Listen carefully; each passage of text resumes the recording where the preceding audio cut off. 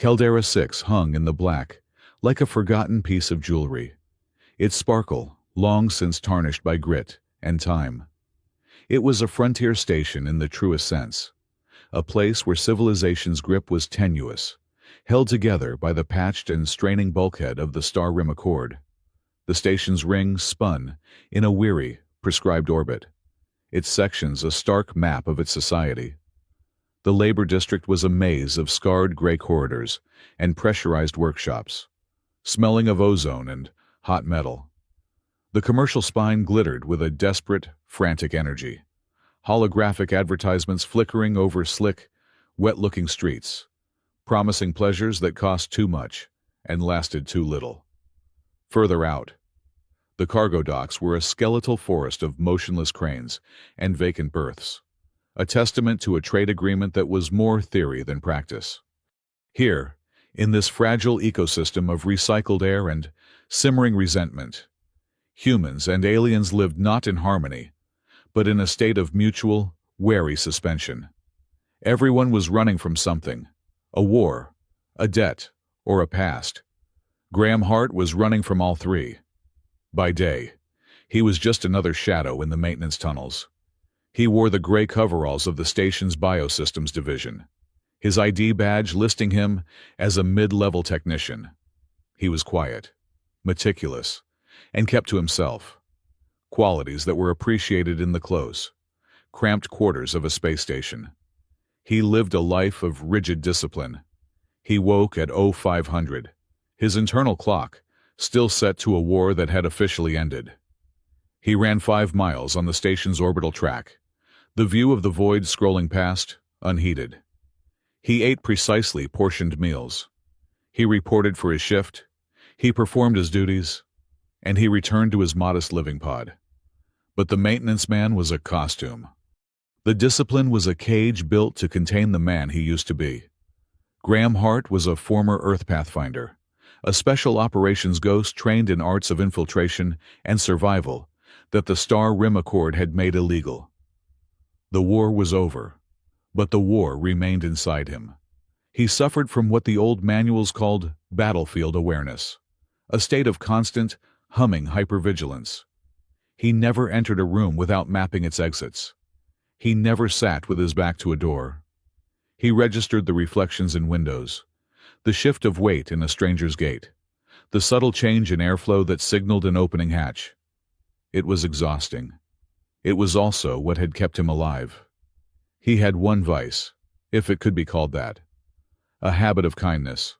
Once a week, on his day off, he would take his toolkit to the lower levels, the warrens of Nexus 12, the designated alien residential block. He would move silently through the damp, crowded corridors, stopping at apartments where the diagnostic panels blinked red. He would fix their air scrubbers and atmospheric condensers for free.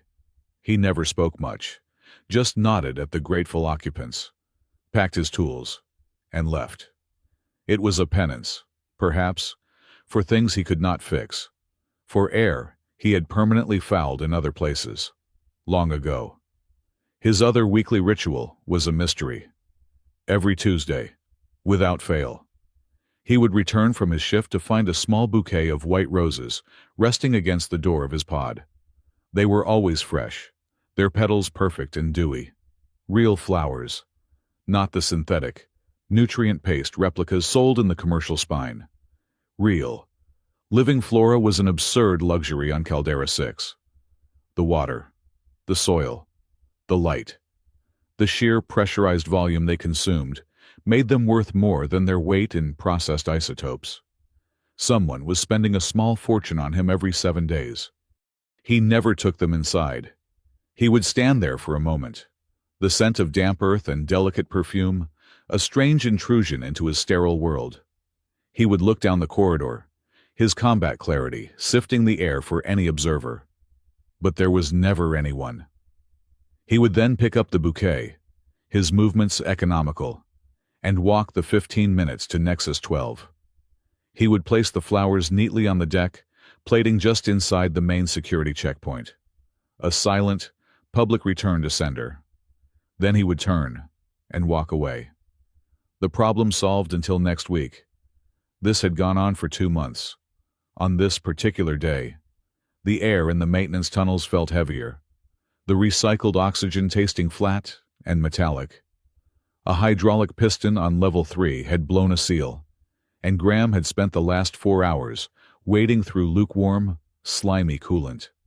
He was tired, and the ache in his left knee, a souvenir from a hard landing on a forgotten moon, was a dull, persistent throb.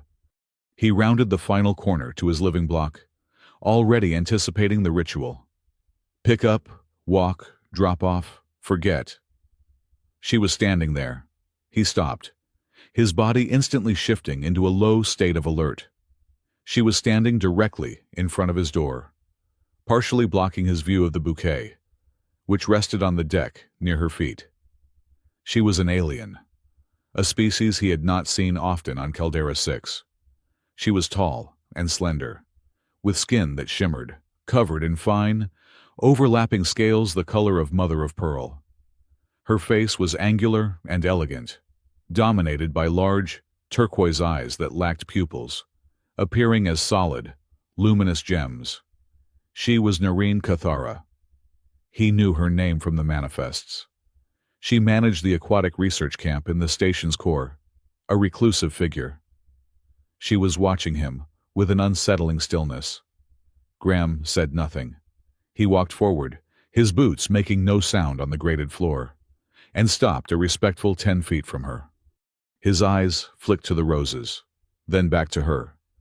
A sound emerged from her, and it took him a second to identify it as a voice. It was a two-tone marvel, a primary, melodic sound overlaid with a secondary, resonant shimmer, like a human voice singing harmony with a crystal glass. "They are lovely, are they not?" she asked. The words were perfect, unaccented galactic standard. Graham nodded once, his face impassive. "They are. A waste to leave them at the Nexus Gate every week." His eyes narrowed, just slightly. "You are the one who sends the flowers." It was a statement, not a question. She inclined her head. The light from the ceiling panel caught her scales, sending a brief, dazzling rainbow across the gray bulkhead. "I am—" Graham waited. The silence stretched, filled only by the distant hum of the station's life support. He was a patient man. He had once waited in a nutrient bath for 60 hours for a target to appear. He could wait out a tall alien with pretty eyes. Finally, he spoke. "Why?" A faint smile touched her lips. It was a strange, alien gesture, showing a hint of teeth that were slightly too sharp. "I was told," she said, her two-tone voice dropping, "that on Earth, white roses are an apology. Is this correct?" Graham's stomach tightened. The past he worked so hard to keep buried suddenly felt very close to the surface. He thought of shattered moons and silent screams, of orders given and orders followed. An apology for what, he asked? His voice a low rasp. Noreen Cathara's smile did not waver. Her turquoise eyes seemed to see straight through the bulkhead, through time itself. "For what is to come, perhaps," she whispered. "Or perhaps for what has already been done." He stared at her, the maintenance man's mask cracking, revealing the pathfinder beneath. He wanted to demand answers, to shake her, but his discipline held. He bent down, picked up the roses, and held them out to her. "I do not accept them," he said. She did not take them. She simply looked at him, her expression unreadable. "You will," she said. "Next time." She turned, her movements as fluid as water, and walked away down the corridor, her shimmering form disappearing into the regulated twilight of the station. Graham stood frozen, the scent of white roses filling his lungs, feeling for all the world like a soldier who had just stepped on a mine, the click echoing in the sudden, terrible silence. That night, his routine was shattered. He waited. But the flowers did not arrive at their usual time. 9 o'clock came and went, then 10. The lateness was a breach, a deviation from the established pattern. His combat clarity flared, turning his small pod into a prison of perceived threats. The hiss of the vent sounded like a weapon charging. The flicker of his console screen felt like a pre-echo of an explosion. He was coiled, restless, unable to settle. At 11:30, the chime at his door sounded. He was moving before the sound faded. He did not use the viewer. He hit the manual release, opening the door a calibrated 6 inches. His body braced. There was no one there. But the bouquet was on the floor. He scanned the corridor. Empty. He listened. Only the ambient hum of the station. He pulled the flowers inside and sealed the door. His heart hammering a strange, irregular beat. The bouquet was different. The roses were still white. But in the center, there was a single bloom that was utterly, unnaturally black. Its petals were like scorched velvet. Tucked beneath this anomaly was a small, folded square of thermal paper. He put the flowers aside and unfolded the paper. It was not a note. It was a string of data. Pressure coefficients, atmospheric densities, flow rates. Graham stared at the numbers, and the world tilted. The sterile air of his pod was suddenly replaced by the smell of sweat, cordite, and cockpit ozone. He was not Graham Hart, maintenance man. He was Pathfinder Alpha, 20 years younger, strapped into a high-altitude insertion pod, his HUD flickering with this exact sequence. It was not just data. It was a code. An old, obsolete Pathfinder distress cipher. A cipher so old, only his specific, decommissioned cohort would recognize it. It was an invitation. It was a trap. Someone was calling out to the ghost he had tried to bury, inviting him to a game he had sworn he would never play again. The maintenance man was gone. The Pathfinder was in control. His first instinct was to burn the note, to throw the dark flower into the recycler, to pretend none of it had happened. But he knew he could not. This was not a random act. This was targeted. The meeting with Noreen, the apology, and now this. They were all connected. She was connected. He needed to know how. His training took over, a cold, clear logic slotting into place. The numbers on the note were pressure coefficients. They spoke of water, of high-density atmospheres. Noreen. She ran the aquatic research camp. It was the only logical place to start. He left his pod, moving through the station's sleeping corridors with a speed and silence that belied his civilian cover. He avoided the main lifts, using the maintenance ladders and service crawlways he knew so well. His mind was a map of the station, and he moved through its arteries like a virus. The aquatic research camp was located in the station's core, near the primary fusion reactor, using its vast heat waste to maintain the massive water tanks. The air was thick and humid, smelling of salt, algae, and alien chemicals. The public areas were closed, the lights dimmed to a deep, oceanic blue. Graham bypassed the main entrance, using an emergency access code he should not have known to open a ventilation shaft. He dropped into the main laboratory. It was a vast, cavernous space. Bioluminescent creatures drifted in towering columns of water. The hum of filters and pumps was the only sound. It was empty, but his senses were screaming. Something was wrong. He found the tunnel at the far end of the lab, hidden behind a bank of filtration equipment. It was not on any station schematic. It was new, and it was professional. The air inside was stale, but there was a faint draft. It was heading somewhere. He followed it, his sidearm, a relic he had kept hidden for a decade, feeling heavy and cold in his hand. The tunnel was dark, forcing him to rely on his other senses. The temperature was dropping.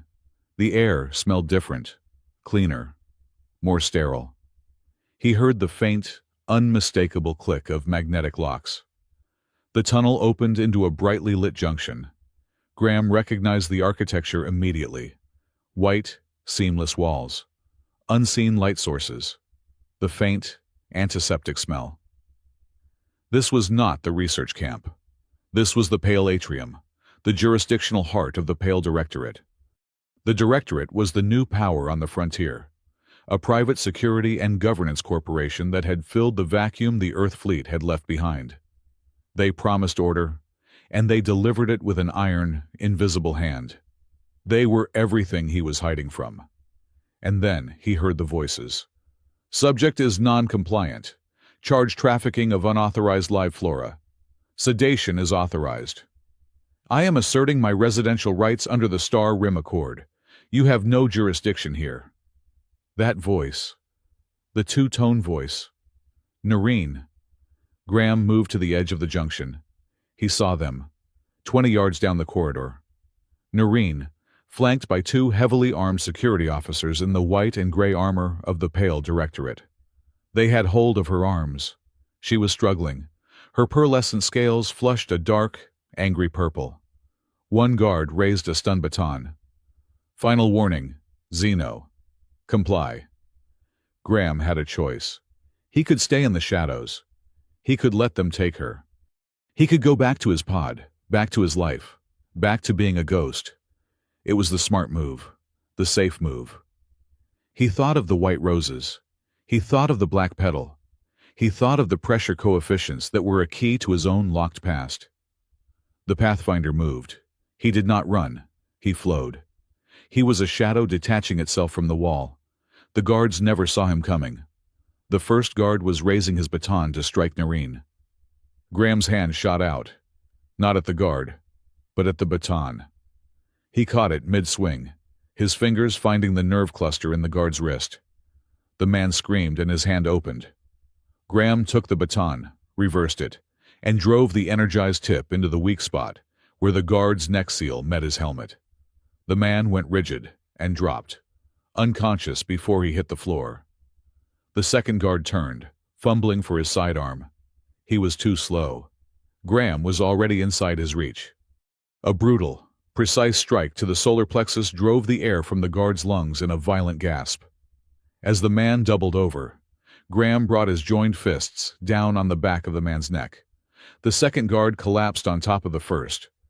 The entire encounter had taken less than 3 seconds. Noreen was staring at him, her turquoise eyes wide with shock. And something else. Not fear. Respect.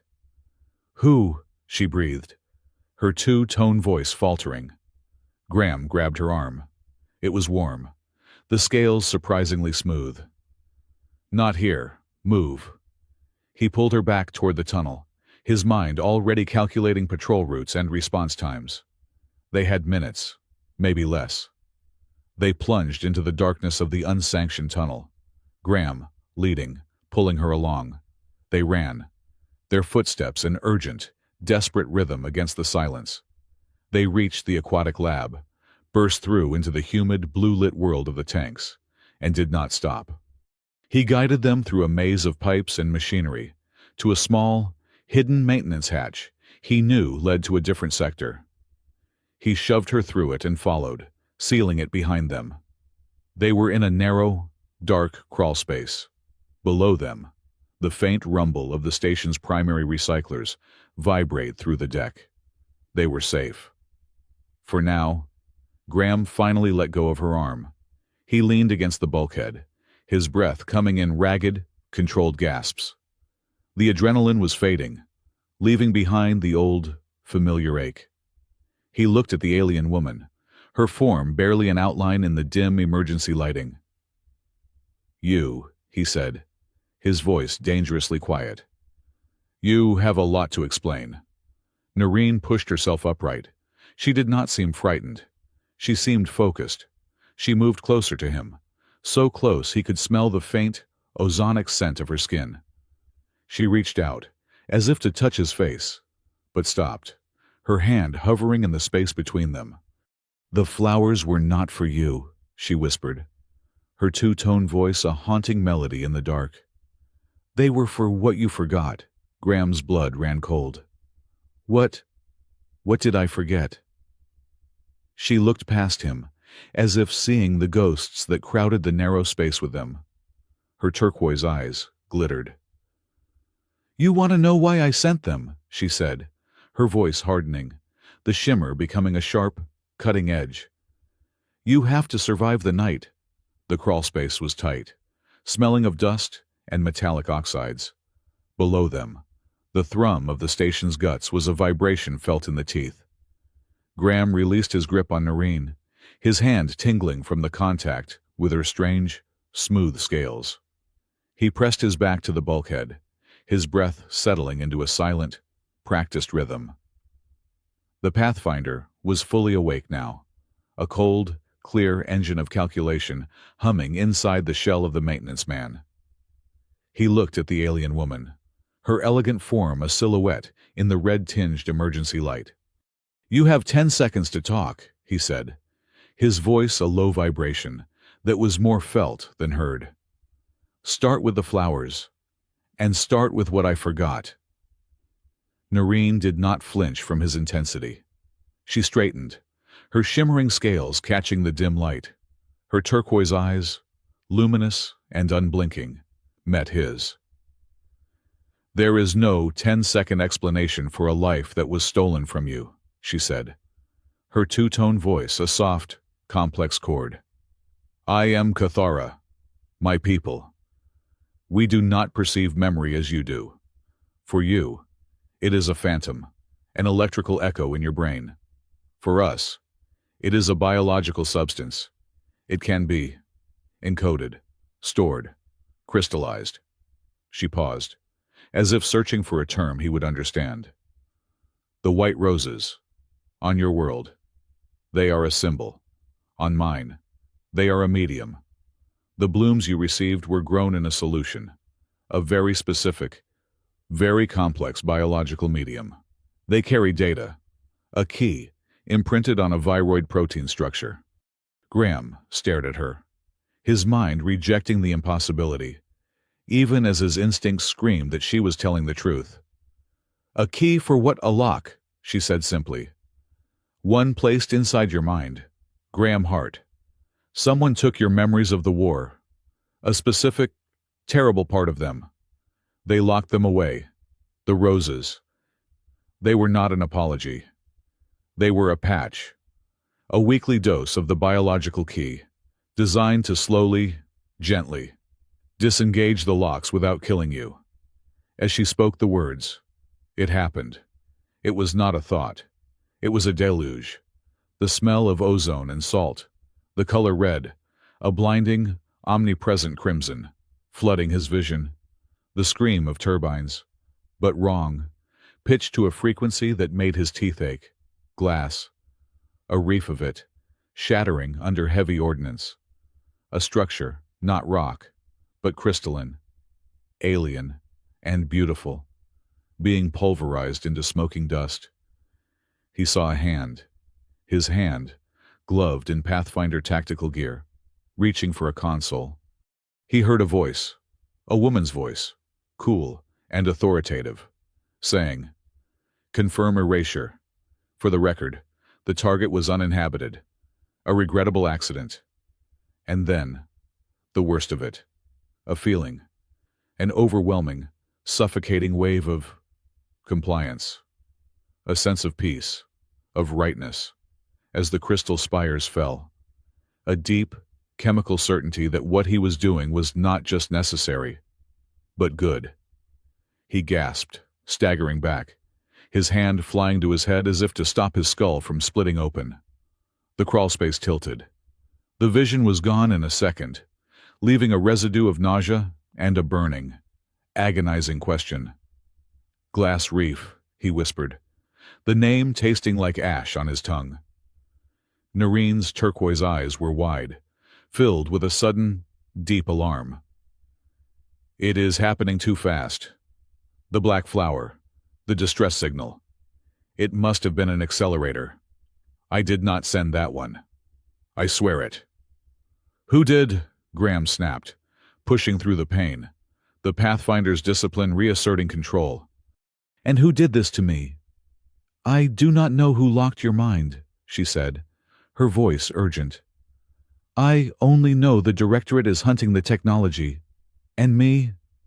They think I am the source. Those guards, they were not arresting me for flower smuggling.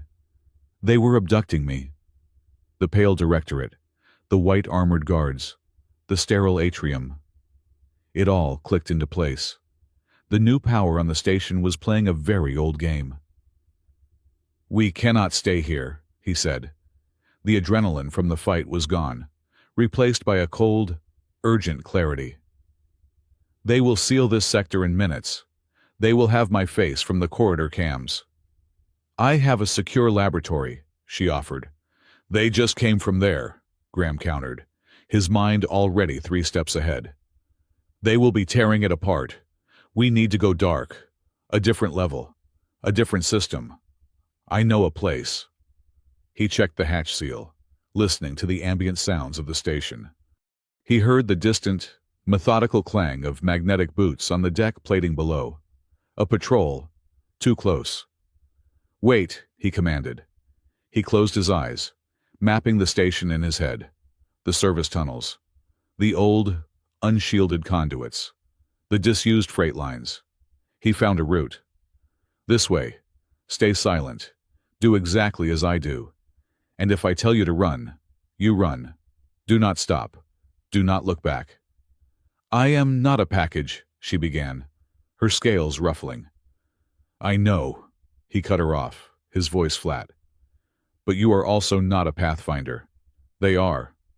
And they are hunting. Move. He opened a secondary vent panel, a small, dark hole that smelled of mildew and charged particles. He went through first, his body moving with a fluid economy that spoke of long, hard practice. She followed, her slender form surprisingly agile. For the next 2 hours, they moved through the station's forgotten spaces. They crawled through ventilation shafts coated in decades of grime, the fans roaring past them like subterranean dragons. They balanced on high-voltage conduits over dizzying drops into the reactor core, the air warm and humming with power. They navigated the skeletal remains of an old transport system, the silence broken only by the drip of unidentified fluids and the skittering of unseen maintenance drones. Graham was a ghost in his element. He moved without sound, his senses alive, tasting the air, feeling the vibrations in the metal. Noreen was impressive.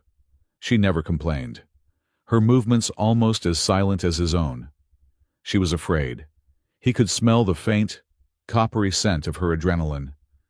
But she controlled it, channeling it into a focused, wary grace. Once, as they paused in a dark junction, she looked at him, her eyes glowing faintly in the blackness. You are very good at this, she whispered, her two-tone voice barely a breath. This hiding, this running. I had good teachers, he whispered back, his face a mask. And worse enemies. Keep moving. Finally, they reached the cargo docks. This was Graham's turf.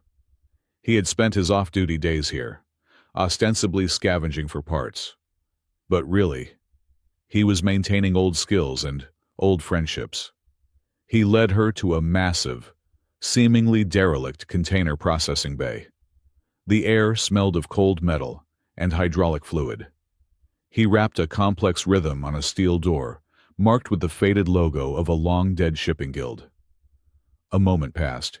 Then, a heavy bolt was thrown, and the door slid open with a hiss, revealing a man bathed in the yellow light of a welding torch. He was a broad, powerfully built man with a face that looked like it had been carved from oak and left out in the rain.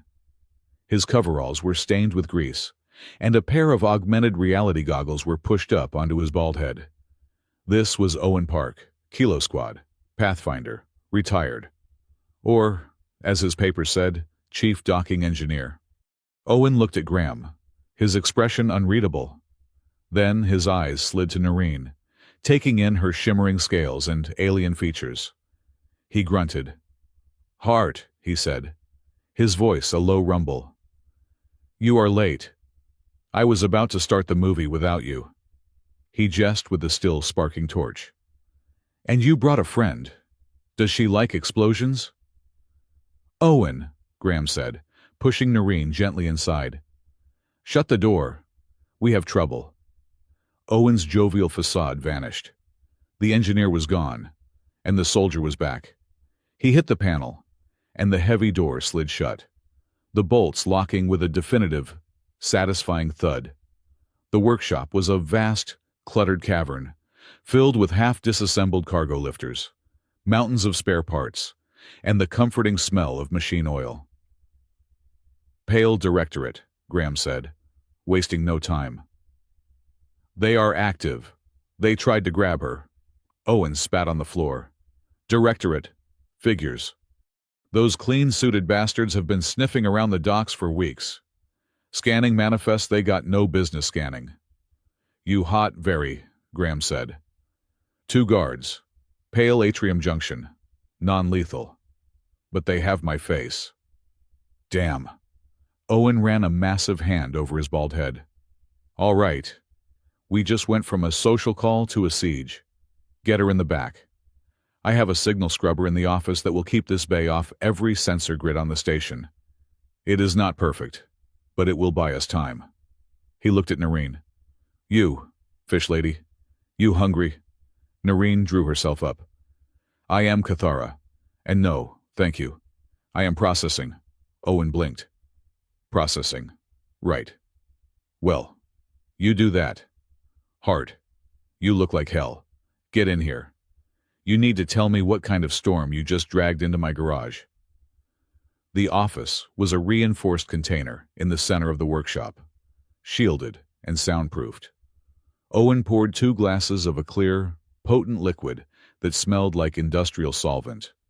Graham took it and drank it in one gulp, the burn a familiar grounding sensation.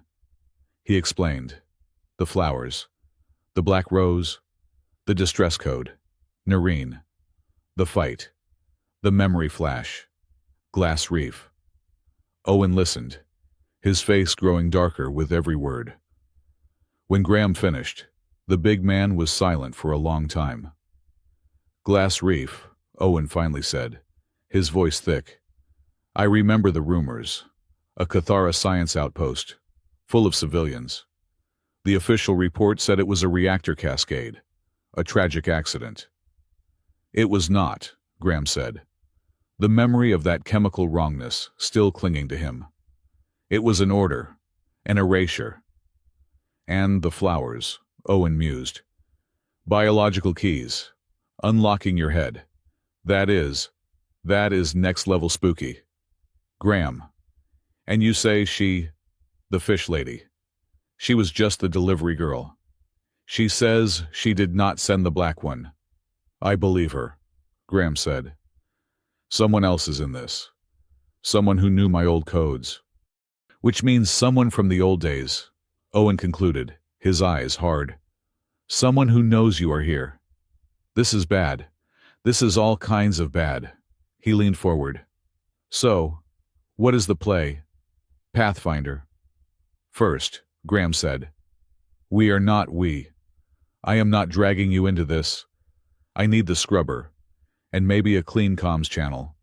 Then I am gone. Owen laughed. A short, barking sound. You think this is you asking a favor?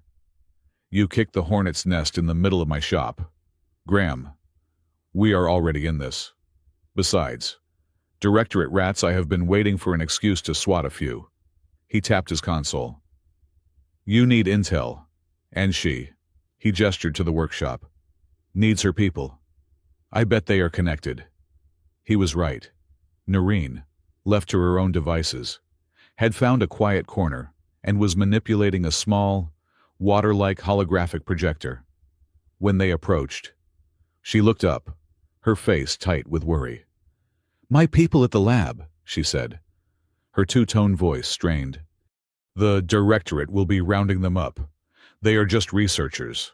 They are not soldiers, Graham finished. I know. We will get to them. First, do you have anyone on this station you trust, someone not on a Directorate payroll? Noreen hesitated. There are two. Priya Shah. She is a journalist, an independent. She trades information in the commercial spine. She knows the station's shadow currents. And Dr. Celine Ward. She is a bioengineer, ex-fleet. She runs a private lab. She helped me synthesize the flower solution.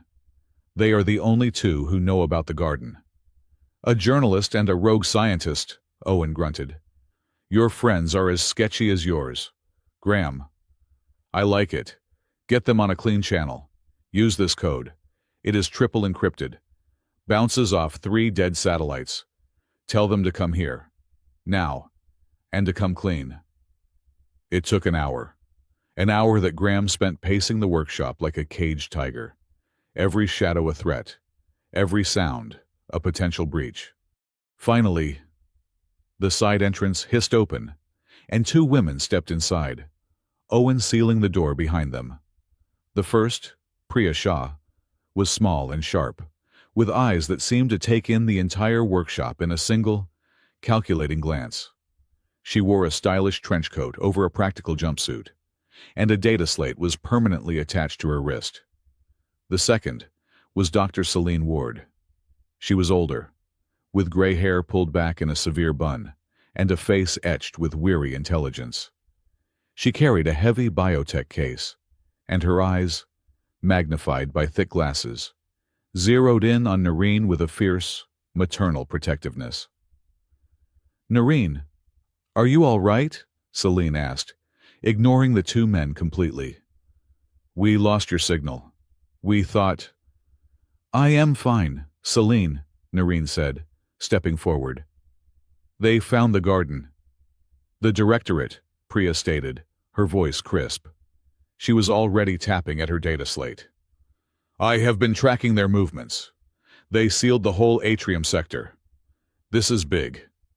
This is Graham Hart, Noreen said, gesturing to him. He is the recipient. Celine Ward's head snapped up. She walked straight up to Graham, her gaze intense, analytical.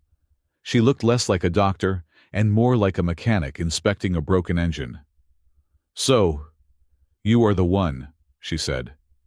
The man with the locked head. How do you feel? Disoriented, nauseous migraine. All of the above, Graham said. Interesting. The accelerator must have forced a cascade. The baseline solution was designed for a 24-month slow release. Whoever sent that black rose wanted to blow the door off its hinges. Let me see your arm. She was already prepping a scanner from her kit. Graham instinctively recoiled. I am fine. No, you are not, Celine snapped. You are a walking bioweapon with a compromised memory system. Sit down and give me your arm before you have an aneurysm all over Owen's clean floor. Graham looked at Owen, who just shrugged and grinned. I would do what she says, man. She used to patch up Pathfinders after botched ops. She knows all our wiring. Graham sat. As Celine worked, taking readings, Priya cornered Noreen. What happened? Give me the data. Who? When? Where? Noreen recounted the events. The guards, the escape, the crawl space. Priya's fingers flew across her slate. 2 guards. Atrium Junction Kilo. Confirmed. Directorate comms are on fire. They are calling it a xeno-terrorist attack.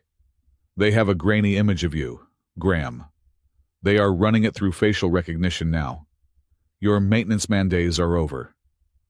He will be a ghost in an hour, Owen said from his console. I am already scrubbing his station ID, his rent payments, his work logs. By midnight, Graham Hart, technician, never existed. But, he looked at Graham. That means you cannot be him anymore, either. The ghost of a life he had tried to build, gone in an instant. Graham felt a strange, cold relief. Good, he said. Found it, Celine murmured, staring at her scanner. My God, the lock is complex. It is not just chemical. It is biodigital, a protein-based enzyme that acts as a data buffer, rerouting your neural pathways. And the keys, Noreen, the solution we made. It is degrading the lock, as planned. But this, your blood is now flooded with the accelerator. It is trying to force-feed you 24 months of de-encryption in 24 hours. What does that mean? Graham asked. It means, Celine said, packing her scanner, that you are going to be seeing a lot more ghosts. Your locked memories are going to start punching their way out. It will be violent, and it will be confusing. And if the feedback loop is too strong, it could kill you. Directorate, Graham said, pushing to his feet. Tell me what you know. All eyes turned to Priya. The journalist tapped her slate, and a holographic image shimmered to life in the center of the workshop. It was a man, cold and patrician, with gray eyes and a face that looked like it had never smiled. Director Halvar Knox, Priya said. Head of Pale Directorate. He has been on Caldera 6 for 8 months. His mandate is frontier security and interspecies harmony. His real project is something else. He is a zealot, a true believer. He thinks the only way to ensure peace is to control not just actions, but emotions. She typed another command. The image of Knox was replaced by a swirling, complex diagram of a neural network. He calls it the chorus, Priya continued. An empathic-based intelligence. He believes he can create a network that feels the entire station, predicting crime before it happens, stopping violence by broadcasting waves of calm. That sounds idealistic, Owen said. It is monstrous, Noreen cut in, her two-tone voice sharp. The Cathara are mild empaths. We feel the echoes of emotion. What he is building is not empathy. It is a psychic cage. He needs processors, Priya said, her voice dropping. He cannot build it from code. He needs living, empathic minds. And he found them. The hybrid children, the war orphans, half human, half alien, left behind in the slums. They are highly empathic. He has been rescuing them, taking them to the Pale Atrium for special education. He is harvesting them. Noreen.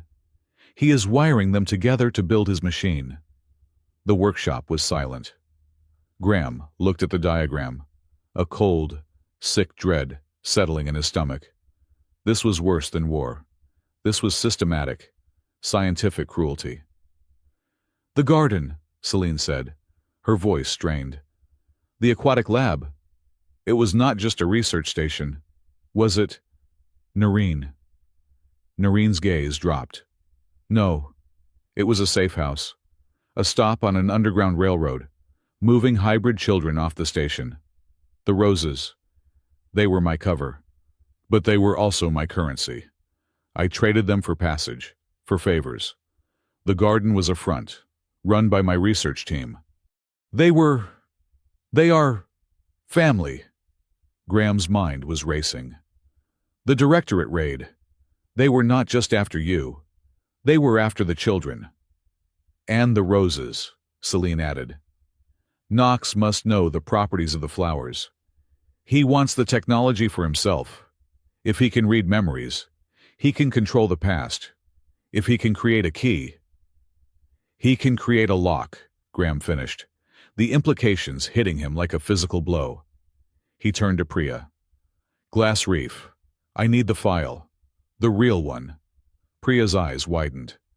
That is deep-sealed. Fleet Archives. But you can get it, Graham said. It was not a question. She gave him a sharp, assessing look. It will cost me. But I think this story is worth it. She worked for 20 minutes, her fingers a blur, bypassing security protocols that Graham had not even known existed. Finally, a file appeared on the holoprojector. It was an official Pathfinder after-action report, and a single, high-level executive order. Operation Glass Reef, Graham read, his voice flat. Objective: neutralize hostile xenobiological experimentation at target site. Mandate: full erasure. Acceptable losses: total. He scrolled down, and there it was. At the bottom of the kill order, 2 digital authentication signatures. The first was his commanding officer. The second was his Hart, G, Pathfinder Alpha. Authentication confirmed. He felt the blood drain from his face. "I signed it," he whispered. "I signed it." "Graham," Owen said, putting a heavy hand on his shoulder. "It is not what it looks in." "I signed the order to kill those civilians," Graham said, his voice shaking with a rage so cold it burned. He looked at Selene. Was I me when I signed that, or was I already compromised?" Selene's face was grim. "I cannot know, but the lock is old. Graham, very old. It is possible. You could have been manipulated, made to sign, and then the memory of the act itself was locked away." "We need proof," Priya said. "We need to know why." "The garden," Noreen said, her voice desperate. "They will be taking it apart, my team, the children who were hiding there. We have to go back." "It is a trap," Graham said instantly. "They will be waiting." "I do not care," Noreen replied, her turquoise eyes blazing. "I am not leaving them." "Then we do not go in blind," Graham said, the Pathfinder taking command. "Priya, can you get me a live schematic of the lab sector? I need Directorate patrol routes, sensor coverage, and ventilation access. Owen, I need equipment, flashbangs, smoke, anything that makes a mess and covers an exit. Selene, I need you here, ready for triage. Noreen." He turned to her. She was already strapping a utility belt to her slender waist. "You are not leaving me behind," she said. "I need you," he said, and the words surprised him with their truth. "You know the lab. I need you to be my eyes, but you do exactly as I say. This is not a debate." She looked at him, her expression a mix of frustration and grudging respect. "You can hero a little less. You know. I still know how to run zigzag." A ghost of a smile touched Graham's lips. "Good. You are going to need it." The raid on the aquatic lab was a blur of calculated violence and desperate speed. Priya's schematic was perfect. Graham and Noreen bypassed the main entrances, which were swarming with Directorate security, and used a wastewater outflow pipe to enter the flooded sub-basement. The garden was a wreck. The beautiful towering tanks were shattered, the bioluminescent creatures dead or dying on the floor, their light fading. The rose beds were scorched earth. Directorate guards were everywhere, bagging evidence and dragging alien researchers, bound in stun cuffs, toward a transport. "They are moving them out," Graham whispered, his heart hammering. "They are taking the witnesses." "I see 2 children," Noreen breathed, her voice catching. "Hiding." Behind the main filtration pump, Graham saw them. 2 small figures, one human, one a small, furred alien, huddled in the shadows. A Directorate guard was walking toward them, his sensor sweeping the area. "I need a distraction," Graham said. "I can do that," Noreen replied. She reached into her belt and pulled out a small, glass vial filled with a vibrant purple liquid. The synthesis vats. They were working on a new compound, highly volatile. When it hits the air, it releases a scent packet so dense it blinds all olfactory and chemical sensors. It is unpleasant. How unpleasant? They will think the station's sewer just exploded in their helmets. "Perfect. On my mark. 3, 2, 1. Noreen threw the vial. It shattered against a bulkhead, and the effect was instantaneous. A visible, purple-black cloud erupted outwards. The guards staggered, choking, ripping at their helmets. "Now," Graham yelled. He moved, a gray blur in the chaos. He did not kill. He was a force of nature, a brutal, efficient storm. He used his environment. A loose pipe became a bow staff.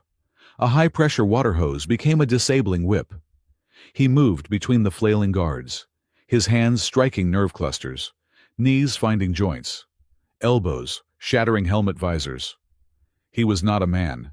He was a machine built for one-purpose dismantlement. He reached the cuffed researchers, his knife flashing as he cut their bonds. "Out!" he roared, pointing to the outflow pipe. "Go now." Noreen was already at the filtration pump, her two-tone voice a soothing, melodic balm. She gathered the two terrified children, shielding them with her own body, and herded them toward the escape route. A plasma bolt screamed past Graham's head, searing the bulkhead. "Director Knox wants the asset alive." A voice boomed over the chaos. A heavier armored guard, clearly the squad leader, was leveling his rifle. But he said nothing about the Xeno. He aimed his rifle at Noreen. Graham did not think. He launched himself across the deck, tackling the guard in a brutal, bone-jarring collision. They crashed into a control panel, which exploded in a shower of sparks. The guard was strong, his armor enhancing his movements. He brought his rifle up, trying to crush Graham's skull.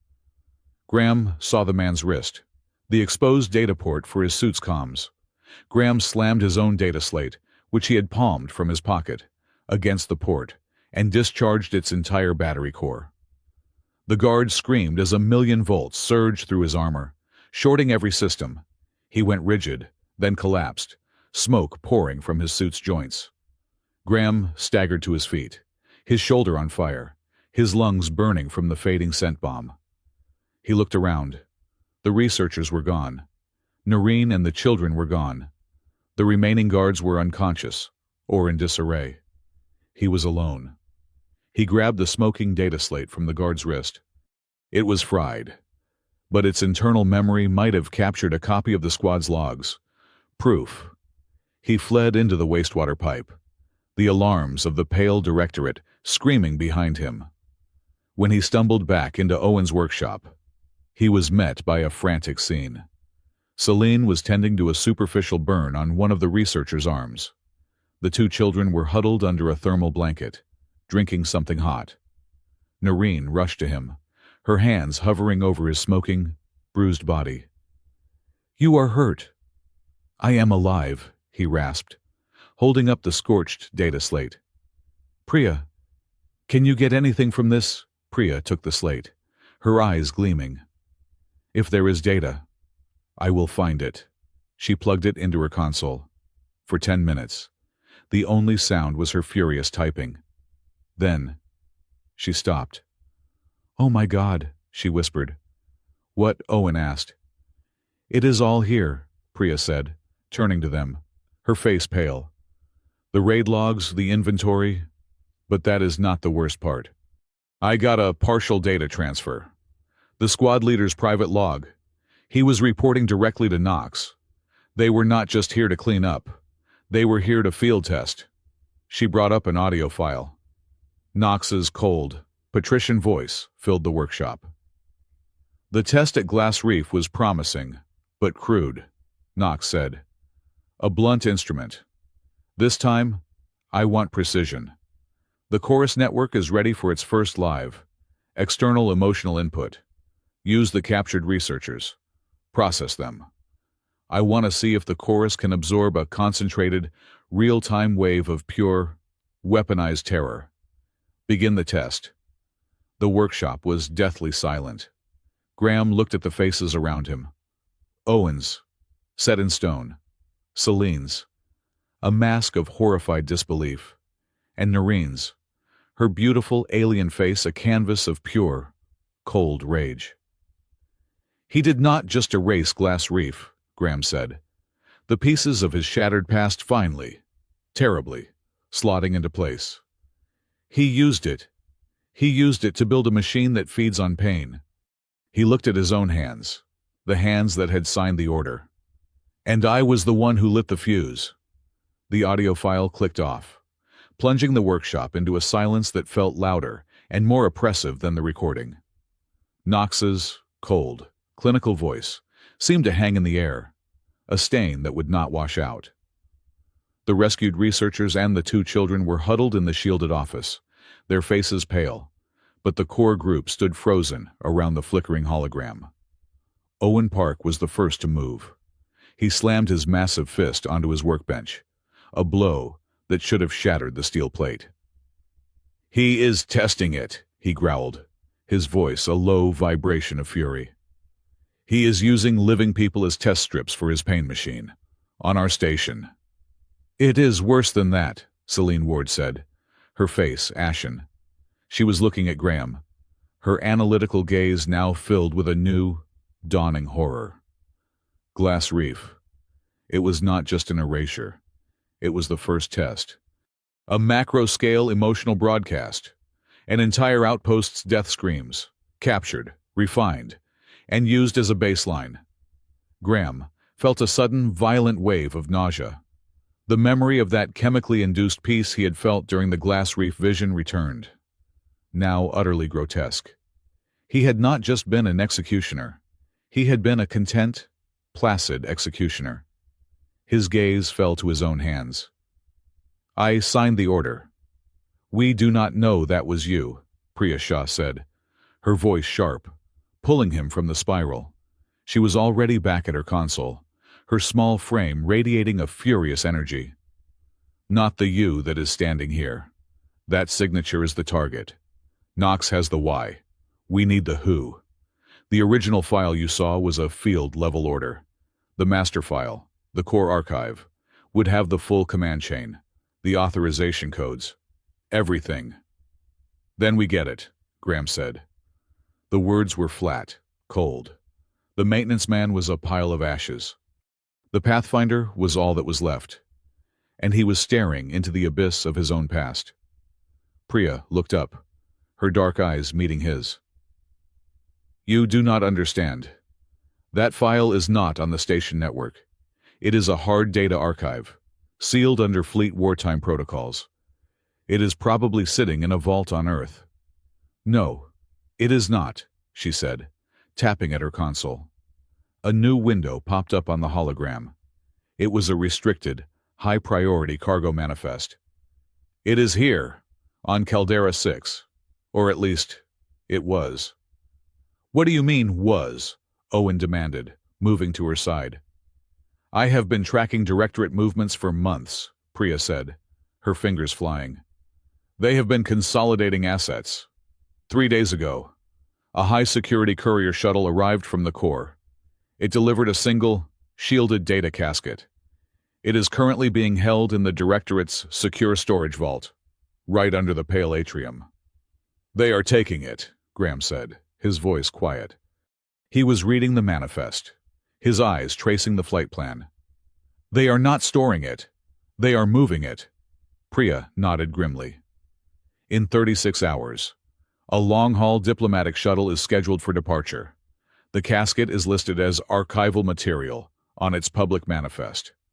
Knox is either shipping his research home or, more likely, he is burying the evidence of his original test." 36 hours. The words hung in the air, a ticking clock. "We cannot let that casket leave this station," Noreen said. Her voice was low, her two-tone resonance vibrating with a cold fury Graham had not heard before. The gentle purveyor of flowers was gone, replaced by someone who had just seen the monster in the dark. "So, we take it," Graham said. The group looked at him. You want to just," Owen gestured vaguely. "Waltz into the pale atrium, the most secure building on this station, and walk out with their most valuable secret just like that." "Just like that," Graham confirmed. Owen stared at him for a long, hard second. Then, a slow, dangerous grin spread across his face. "This is insane. It is a suicide mission. We will be walking into a nest of those white armored goons. I love it." He slammed his hands on his console. "All right, people. The engineer is in. Priya, I need a full schematic of that shuttle. Not the civilian model, the real one. I need armor specs, engine type, security protocols, and what kind of coffee machine it has." "Owen!" This is not a joke, Celine chided. The hell it is not. Doc, Owen shot back, already pulling up holographic blueprints of the cargo docks. This is the best joke I have heard all year. Now listen, we cannot hit the atrium. That is a fortress. But a shuttle has to move. It has to come here, to the docks, to leave. And the docks, his grin widened, are my house. He began to work, his movements broad and confident, pulling up schematics of cargo lifters, magnetic cranes, and maintenance tunnels. Look at this. The diplomatic bay, where they will load it, is here. But to get to the main launch tube, it has to pass through Junction 4. And Junction 4, he tapped the screen, has a full-service recycling chute, 3 decommissioned cargo cranes, and a primary plasma conduit right underneath the deck plating. He sketched a plan in the air with glowing lines of light. It was a symphony of chaos. It involved using a cargo lifter as a battering ram, a magnetic crane as a fishing hook, and the plasma conduit as an escape route. It was loud, messy, and absolutely brilliant. Graham watched, a rare, faint smile touching his lips. In the Pathfinders, we called that creative improvisation, he said, his voice dry. Owen looked up, his face beaming. Yeah, out here, they call it a multi-system grand felony. Now, what is your part in this? Ghost. Graham's smile faded. I get us on that shuttle. And I get us out. Non-lethal. I am not Knox. We do not win by becoming him. We take the shuttle. We take the casket. And we disappear. Non-lethal, Owen grunted, turning back to his console. You are taking all the fun out of it. Fine. I will just disable them. Gently. Priya. The schematics. Now. As Owen and Priya descended into a rapid-fire exchange of technical jargon, Celine motioned Graham and Noreen to a quieter corner of the workshop. The doctor's face was drawn, her eyes deeply troubled. While they plan their explosion, she said, her voice low, we need to talk about your brain. She looked at Graham. The accelerator is still in your system. The memory fragments are going to keep hitting you.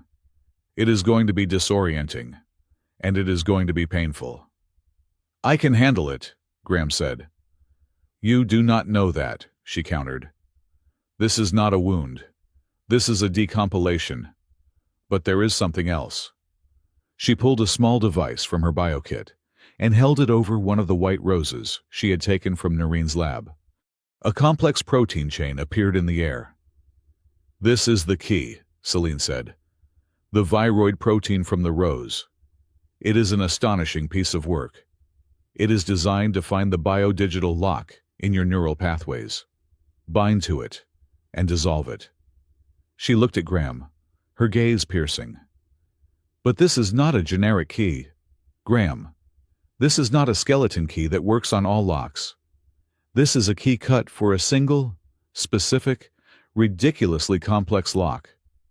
It is coded to your precise neural enzyme chain. Whoever designed this did not just know of you.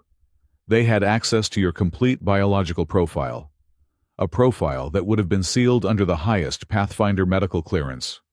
Graham and Noreen exchanged a look. The implications were staggering. Noreen started, her two-tone voice faltering. She looked down, her shimmering scales losing their luster in the dim light. I have to be honest. I was not honest before. Not completely. Graham turned to her. The flowers. Who gave them to you? I did not lie, she said, her turquoise eyes meeting his. I do not know his or her name. It was a human. They contacted me 2 years ago, through a secure channel. They knew I was Cathara. They knew I was working to help the hybrid children. They said they could help. They gave me the location of a secret laboratory, one I did not even know existed, deep in the unmapped sections of the station's core. The aquatic lab, Graham asked. No, Noreen said. shaking her head.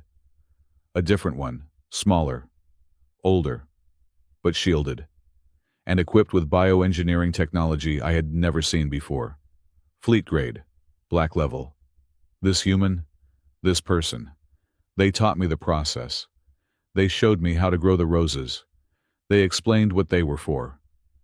They told you about me, Graham said. It was not a question. Yes, she whispered. They sent me your file, your maintenance route, your schedule, your entire cover. They said you were a man who had been wronged, a soldier whose mind had been broken by the very people he served. They said the roses were the only way to heal you. They said you were the key to stopping all of this, to stopping Knox. So you were a delivery girl, Graham said, a harsh, cold edge to his voice. He felt a sudden, irrational spike of anger, not at her, but at the manipulation, at all of it. It was all just a mission to you. It started as a mission, Noreen said, her voice rising, the dual tones becoming sharp. She stepped closer to him, her chin tilted up in defiance. It started as a promise to a stranger, to help a man I had never met and to save the children Knox was hunting. But then I saw you.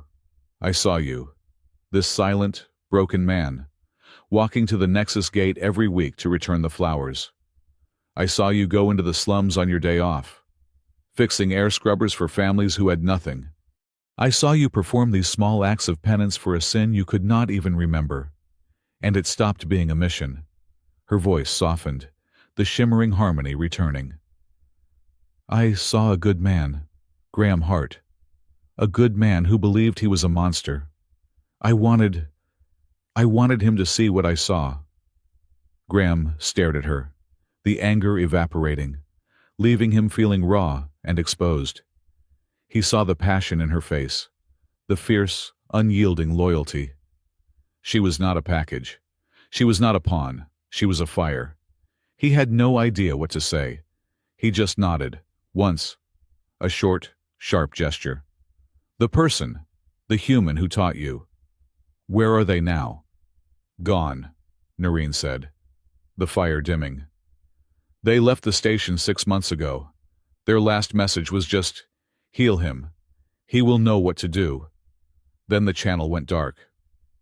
So, Graham said, turning to Celine. We have a ghost who knows my brain chemistry, a director who feeds on pain, and a 36-hour window to commit a felony. What else can go wrong? As if on cue, Priya's voice cut through the workshop. Graham, you need to see this. He strode over to her console. She had a public station feed on the main screen. It was a news bulletin. His face, the grainy image from the atrium, was plastered across the center of the screen. Security alert, the dispassionate journalistic voice was saying. The individual pictured, Graham Hart, a former fleet pathfinder, with a history of insubordination and violent conduct, is wanted in connection with a terrorist attack on the Pale Atrium. A history of violent conduct, Owen roared. You were the most by-the-book stick in the mud in our entire squad. Hart is considered armed and extremely dangerous. He is believed to be working with the xeno-terrorist cell, responsible for the unauthorized biological experiments in the aquatic laboratory. Station lockdown is in full effect. All transport between sectors is sealed. All dock and berth operations are suspended indefinitely. The screen was now flashing his face. Terrorist. Dangerous. He is fast, Priya said, her voice grim. Knox did not just react. He has been planning this. He needed a scapegoat for his atrium raid. And you just volunteered. Lockdown, Graham said, his mind racing. That means Owen's plan is scrubbed. The shuttle is not moving. The docks are sealed. He thinks he is so smart, Owen muttered, his fingers flying across his own console. He sealed the public docks. He sealed the official routes. He pulled up a new schematic, a dark, complex web of tunnels. But he forgot about the old freight lines, The unpressurized maintenance network, the ratways. He can seal the station, but he cannot seal my station. His plan shifted, becoming faster, darker, and more dangerous. It no longer involved fishing hooks. It involved bypassing primary power couplings and hard sealing a maintenance tunnel. It was a plan that could get them all killed. "It is too risky," Celine said, her voice tight. "You cannot move a group through that network." "Not a group," Graham said. "Two. One to get in, one to watch the door. I will get the casket. Noreen, you come with me." "I am coming," Owen said. "No," Graham said, his voice absolute. "You are the only one who can fly that shuttle if we get it. And you are the only one who can get us out of here when this is over. You and Priya run ops from here. You are our eyes. Celine, you keep the researchers and the children safe. Lock this place down. No one in. No one out. Until we call." He turned to Noreen. "You know what is at stake." She was already checking her belt. "I am not a package," she said, her voice firm. "I am the sender. Let's go deliver the mail." The next 12 hours were a descent. Graham and Noreen moved through the guts of Caldera 6, a part of the station that no one was ever meant to see. They navigated unlit, zero-gravity tunnels, pulling themselves along icy conduits. They bypassed pressure fault sensors and crossed skeletal gantries over the station's humming, radioactive core. Graham was in his element. The darkness, the danger, the need for silence. It was a homecoming.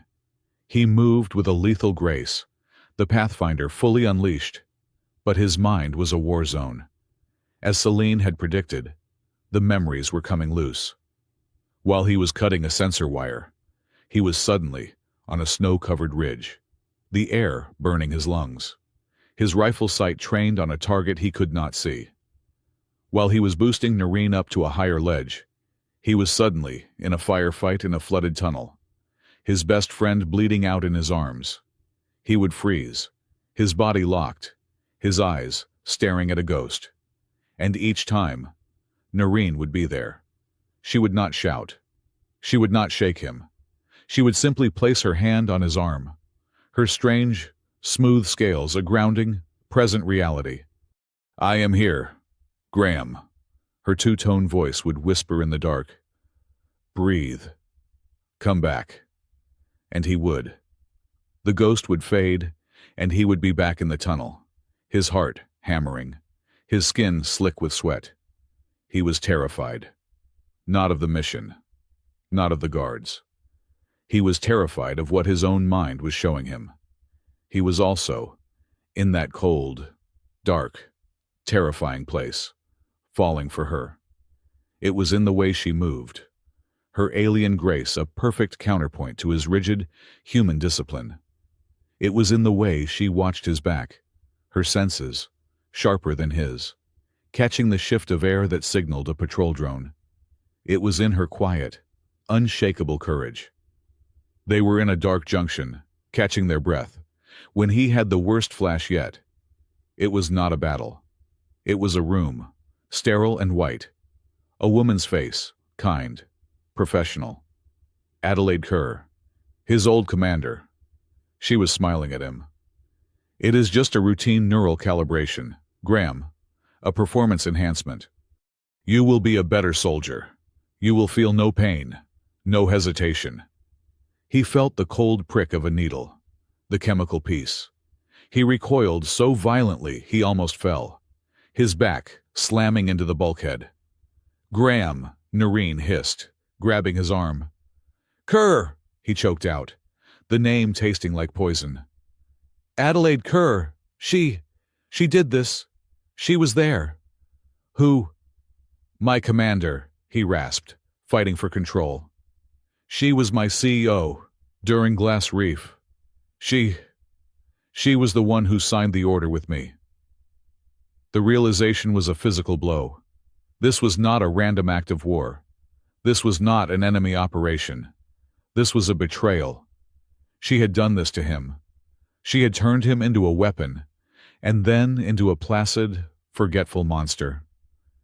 "Graham," Noreen said, her voice pulling him back. "The anger. Use it. Focus it. We are close." He looked at her, and in her luminous turquoise eyes, he saw not pity, but a reflection of his own resolve. He took a deep breath, the rage settling, cooling into a hard, dense core of purpose. He was not just a victim. He was a weapon, and he was about to be aimed. "You are right," he said. "Let's go." They found the Directorate's secure storage. It was exactly where Owen said it would be, a vault built into the side of a sealed, private launch bay. The diplomatic shuttle sat in the bay, sleek and black, gleaming under the harsh lights, a picture of sterile, official power. "Priya," Graham whispered into his comms. "We are in position. Talk to me." "I see you," her voice crackled in his ear. "You have 2 guards at the vault, 2 at the shuttle ramp. They are on a 4-minute patrol rotation. You have a window of exactly 90 seconds when they are all out of sight lines." "That is not long enough to crack a fleet-grade vault," Graham said.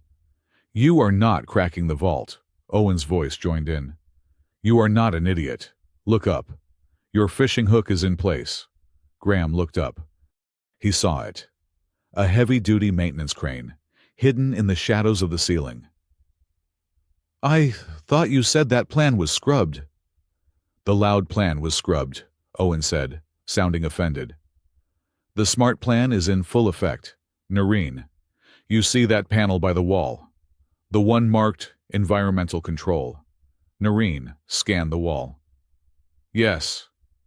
That is your cue," Owen said. "Priya, start the music." Priya's voice was grim. "Knox is making his move. We are getting reports from all over the station. Sickness, nausea, mass hysteria. People are crying in the corridors." "What?" Graham demanded. "The chorus," Noreen whispered, her face pale. "He is turning it on. A low-level broadcast. A test. He is preparing them. He just gave us our cover," Graham said, his voice hard. "Noreen, do it." Noreen darted to the panel. She did not just open it. She tore it open, her slender fingers moving with a precision that was just as practiced as his own. She began to cross-circuit the wires. "What is she doing?" Graham asked Owen. "The Directorate keeps this bay sterile," Owen said, a note of glee in his voice. "Overpressurized. She is about to cause a catastrophic and very, very loud atmospheric equalization.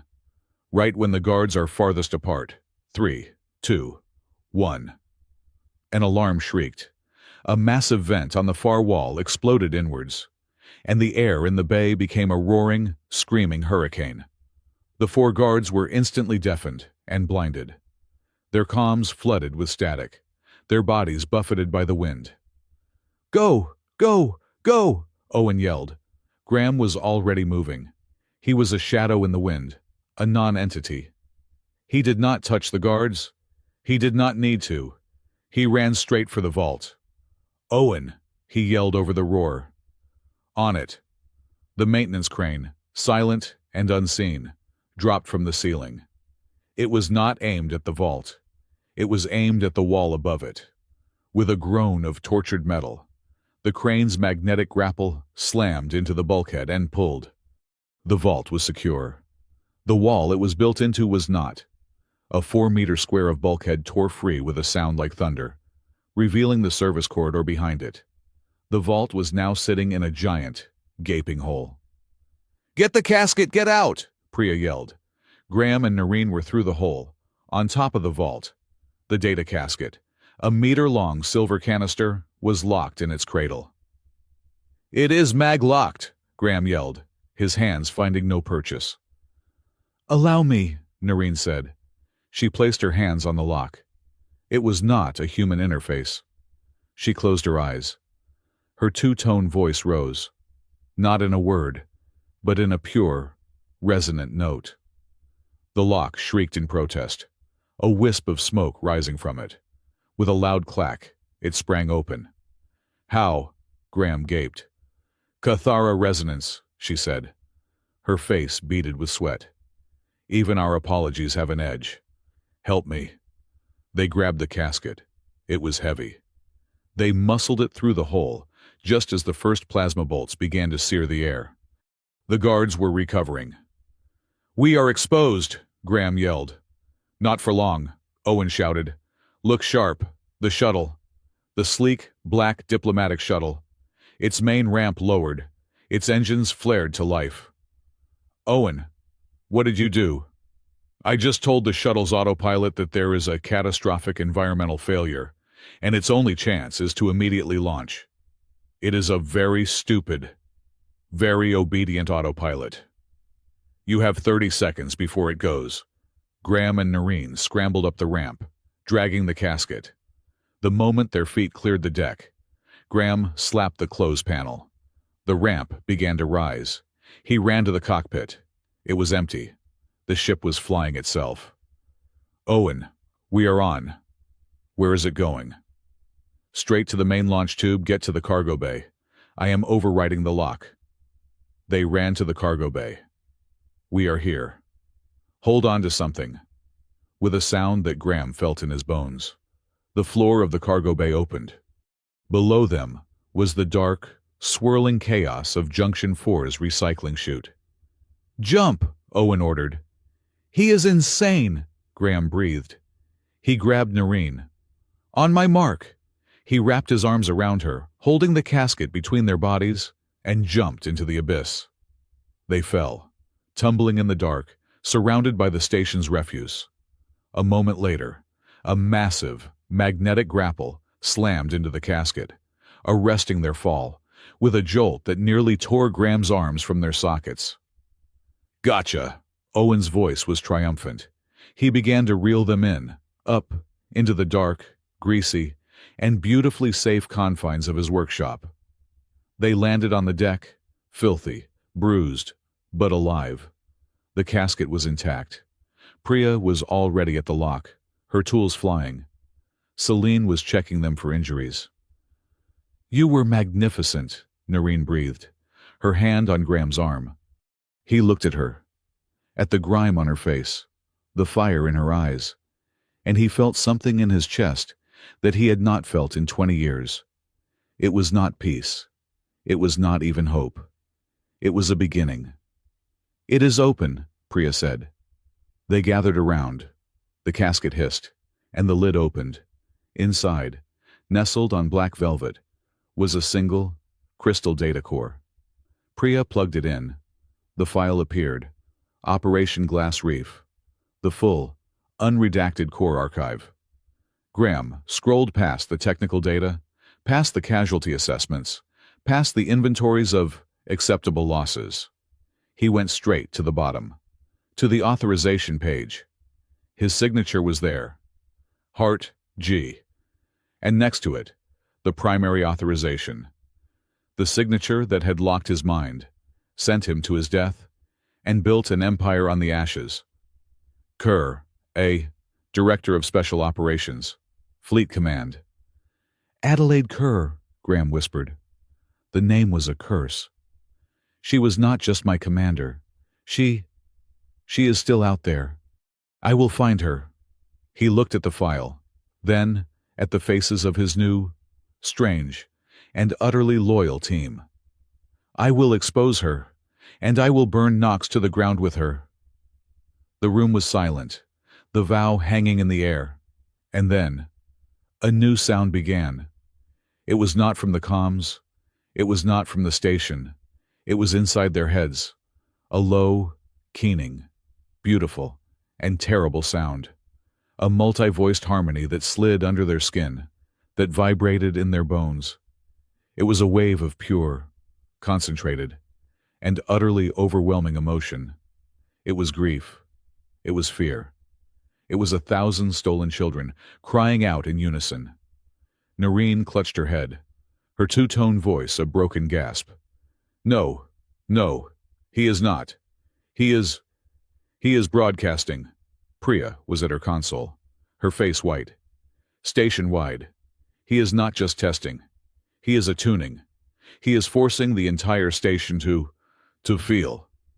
The chorus was singing, and the entire, trapped, and terrified population of Caldera 6 was its unwilling audience. The sound was not a sound. It was a pressure, a sickness, a violation. It bored into the shielded walls of Owen Park's workshop, not as a vibration, but as a thought. It was the collective, amplified, and processed agony of children. It was a chorus of 1,000 stolen voices, weaponized into a single, terrible, keening note of despair. Noreen cried out, a sharp, two-tone gasp, and crumpled to her knees, her hands flying to her temples. Her pearlescent scales flushed a dark, bruised violet. As a mild empath, she was receiving the broadcast at a level that was physically agonizing. The two rescued children, huddled in the office, began to scream, their voices joining the invisible choir. "What is it?" Celine Ward yelled, rushing to Noreen, her bioscanner in hand. "What is he doing?" "He is not testing," Priya Shah said, her face a mask of white, furious horror. She was staring at her console, at the station-wide feeds. "He is broadcasting. Public spaces, private habs, everywhere. People are collapsing, rioting, crying in the corridors. He is bathing the entire station in weaponized trauma." Owen slammed his console, his face dark with rage. "He is tenderizing the meat. He floods them with this filth. And then he will offer them peace. His peace. Control." Graham Hart stood perfectly still.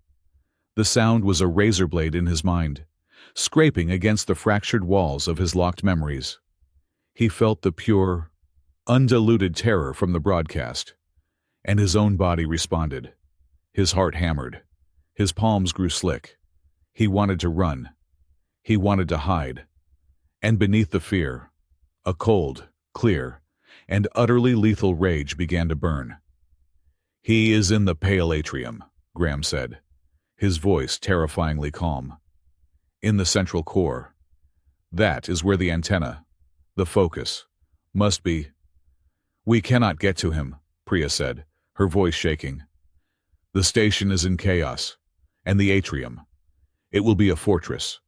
He will have every guard he has." "Yes," Graham said.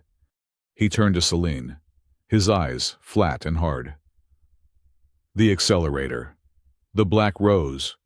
You said it was burning through the locks. What else is it doing?" Celine looked up from her scanner, her gaze sharp. "It is interacting with your baseline neural chemistry. But there is something else. Your file. The Pathfinder file. You were not just a soldier, Graham. You were top percentile. You were augmented." Owen, who had been routing communications, froze. "Graham, no. You did not. You never told me." "Told you what?" Noreen gasped, pushing herself up on one arm, her body trembling. "The neural weave," Graham said, his voice a whisper. He touched the back of his neck, a place where 3 small, scarred indentations hid beneath his hairline. "A last-ditch, experimental upgrade, sealed, decommissioned before it ever saw full deployment. They said it was unstable." "Unstable is not the word," Celine said, her voice grim. "I read the file. It was a direct interface system, designed to allow a single operator to hijack fleet legacy infrastructure, power grids, comms, defense systems. They called it the Ghost in the Machine protocol. And they sealed it because in every test subject, it caused catastrophic, fatal neural degradation. It did not just burn them out. Graham. It cooked them from the inside." "The atrium," Graham said, his eyes locking with Owen's. "It is built on the chassis of the old Fleet Command Center. It is legacy infrastructure." The realization settled over the room like a shroud. "No," Owen said, walking over, his massive frame blocking Graham's view. Absolutely not. I will not let you. We will find another way. We will blow the damn reactor. There is no time, Graham said, his voice raw. Look at her. He pointed to Noreen, who was doubled over, her two-tone voice a broken, painful keen. Look at what he is doing. He is killing them. He is killing the whole station, one mind at a time. This is the only way. It is a death sentence, Celine argued. The moment you open that weave, your nervous system will be exposed. The key in your blood might be degrading the locks, but it was not designed to handle a full, unbuffered system activation, and with the chorus broadcasting, the psychic feedback will tear you apart. Graham looked at the crystal data core sitting on the table, the proof of Adelaide Kerr's betrayal, the signature that had stolen his life. He thought of the children strapped into that empathic grid. He thought of Knox, his cold voice talking about precision and weaponized terror, revenge and rescue. The two most powerful motives in the universe, twisted into a single, unbreakable knot. I am going, he said. Owen, I need a path. Priya, I need a distraction. Celine, I need you to come with me. You are the only one who can unhook those children from the grid. Celine stared at him, her eyes wide. Me go in there, I am a biologist, not a soldier. You are the only one who understands the tech, Graham insisted. I can get us in, but I cannot save them. Only you can. Selto's face hardened, her fear replaced by a cold, clinical resolve. Fine. But you are a fool, Graham Hart, and you are going to die. Maybe, Graham said, but I am not going to die today. Noreen. He knelt beside her. She was in agony, but her turquoise eyes were focused, blazing at him. You are a magnificent, stubborn, human idiot, she panted, her voice shimmering with pain. I need you, he said, his voice soft, for her alone. The atrium, the sensors, they will be biotech. How do we get past them? How do we walk in the front door? Noreen closed her eyes for a moment, her breath hissing between her sharp teeth. The front door is a garden. She forced herself to her feet, leaning on him. Knox, he loves his aesthetic. The atrium's primary sensor grid is biological, a field of engineered organisms. They are coded to detect aggression, pheromones, adrenaline, weapons. So, we are blind the moment we step in, Graham said. No, she said, a faint, sharp smile touching her lips. She staggered to Celine's biokit, which contained samples from her lab. She pulled out a small, sealed vial of opalescent fluid. He designed his sensors to recognize one thing as harmless, as cargo, the genetic signature of the white rose. He let my harmless flower shipments pass through his front door for months. This, she held up the vial, is the pure, synthesized scent compound. It is not a bomb. It is a key. A do not see me pass. We aerosolize this. We will walk right past his guards, right past his sensors.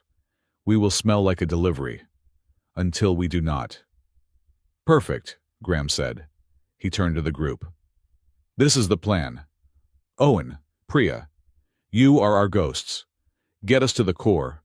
Then, when I give the signal, I want you to unleash hell. Everything you have. I want every light, every comm, every automated door on this station going haywire. I want you to create a storm that Knox cannot see through. A storm, Owen said, his knuckles white on his console. You will get a hurricane, I promise you that. Priya, Graham continued. The feed, that core archive file. Be ready to broadcast it, not to the station, to the universe. I am already queued, she said, her eyes like black fire. I will send it to every news outlet from here to Earth. Let's go, Graham said. He did not wait for an answer. He moved to the darkest corner of the workshop, a place where the shadows were thickest. He closed his eyes. He reached inside himself, not to his memories, but to the cold, dark, sealed-off place in his spine. He found the protocol, the mental command, buried under layers of chemical locks and psychological warnings. Override, seal, decommissioned. Not anymore, he whispered. He formed the command in his mind. Activate neural weave. Code Pathfinder. For a second, nothing happened. Then, it felt as if a star had exploded behind his eyes. He screamed, a raw, tearing sound, as 1,000,000,000 volts of pure information flooded his nervous system. His entire life, every memory he had, locked or unlocked, flashed past his vision in a nanosecond. He saw his birth. He saw his first day of training. He saw Glass Reef, clear as day, a panoramic, multi-sensory experience. He saw Adelaide Kerr, her smile kind, her hand on his arm, her other hand holding the injector that had locked his mind. He saw the code, the raw, beautiful, terrifying code of the station itself, now visible to his augmented senses. The power lines in the walls, the data flowing through the comms, the life support systems. They were all visible to him, glowing lines of green and gold and blue in the darkness. He fell to his knees, his body convulsing, smoke rising from the back of his neck where the ports had fused with his own nerve endings. "Graham," Noreen screamed, rushing to him. "Do not touch him," Celine yelled, holding her back. "His nervous system is live. You will kill yourself and him." Graham was on all fours, gasp, the world a screaming, overlapping wave of data. He could feel the vibration of the station's reactor. He could hear every conversation in the adjoining sectors. He could feel the chorus, not as a sound, but as a deep, black, structural wrongness in the code. He pushed himself to his feet. His eyes were open, but he was seeing a different world. "Owen," he rasped, his voice a digitized distortion of its former self. "The main conduit, Junction 4. It is fluctuating. Stabilize it. Priya, your signal is bleeding. Shield your core." Owen and Priya stared at him. He was not guessing. He was seeing their systems. "Holy hell," Owen breathed, his hands flying to his console. "He is right." "How is he right?" "He is in," Celine said, her voice a mix of awe and terror. "He is the ghost." Graham looked at Noreen. The pain of the chorus was still hitting her, but his activation had shocked her out of her stupor. He reached out, his hand stopping an inch from her face. He could see the bioelectric field around her, a faint, turquoise aura. "I can see you," he whispered. "I know," she whispered back, her eyes wide. "We have to go. Before you, burn out." They moved through the station like phantoms. Graham, Celine, and Noreen. The station lockdown was a joke. Graham, with his new vision, saw the patrol routes before they were formed. He guided them through gaps in the network, through unmapped service tunnels, his movements precise and certain. He was not just a soldier anymore. He was a scalpel. They reached the pale atrium. It was a fortress. The white walls gleamed, and directorate guards were everywhere, their white armor stark against the chaos. "The sensor field starts at the main gate," Noreen whispered, her hand on the vial. "We have to be together. The aerosol will only last 3 minutes. Once we are in, we have to move." "Celine, stay between us," Graham ordered. "Do not speak. Do not look at them. We are a flower delivery." Noreen cracked the vial. A fine, opalescent mist erupted, settling over the three of them. It was odorless to Graham, but to the atrium, it was a symphony. They walked, straight toward the main gate. The guards, their helmets turned, watched them. Graham's weave was screaming, tagging every one of them as a threat. He could see their heart rates, their ammunition counts. He could have killed them all in 10 seconds. He walked past them. The guards' heads turned, tracking them. And then, they looked away. Their sensors, their own HUDs, were telling them that the three figures were just a sensory ghost, a cargo shipment of decorative flora. They registered, and were dismissed. They were inside. The atrium was a cathedral of white, sterile terror. And in the center, in the main convergence hall, was the chorus. It was not a machine. It was a garden of bodies. Dozens of children, hybrid and human, were suspended in the air, held in place by glowing, golden harnesses of light. Wires, like the roots of a monstrous tree, grew from the harnesses, plunging into their spines, their temples. They were all linked to a central, crystalline spire that pulsed with a sick, black energy. The children were unconscious, their faces slack, tears streaming from their closed eyes. They were the source of the broadcast. They were the engine. "My God," Celine whispered, her hand flying to her mouth. She immediately unslung her bio-kit. I have to find a way to disconnect them. Safely." "There," Noreen pointed, her voice a tight, furious hiss. "On the command platform. Knox." Director Halvor Knox stood on a raised dais, his hands clasped behind his back, watching his creation with the cool, detached gaze of an artist. He was not in armor. He wore a simple, elegant gray suit. He was observing the station's wide collapse on a massive holographic display. "He is beautiful, is he not?" Knox's voice was calm, amplified by the room's acoustics. He did not turn. He knew they were there. Graham, Noreen, and Celine froze. "The scent compound. Noreen Cathara," Knox said, finally turning.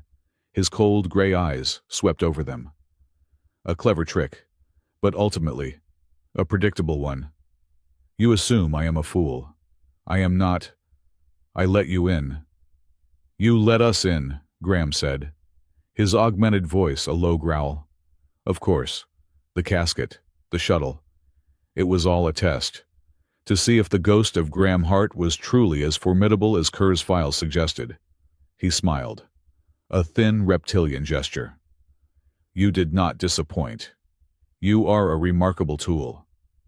"This stops now, Knox," Graham said, taking a step forward. "Does it?" Knox gestured to the children. "This is the future. This is peace. The war you and your kind fought. It was based on misunderstanding, on messy, chaotic, uncontrolled emotion. I am curing that. I am creating a single, unified, harmonious state. What you hear, that is just the sound of the old world being scrubbed clean. 4 elite Directorate guards, their armor a gleaming, ominous black, stepped from the shadows, their rifles aimed. "You are a human," Knox sneered, his eyes finding Graham's. "Your entire species knows only one way to solve a problem, with violence, with death. You see this." He waved at the children. "And you want to destroy it, because you do not understand it." Graham looked at the guards. He looked at Knox. He looked at the children, their bodies trembling with a psychic overload. "You are wrong," Graham said, his voice quiet, clear. "We do not win by violence.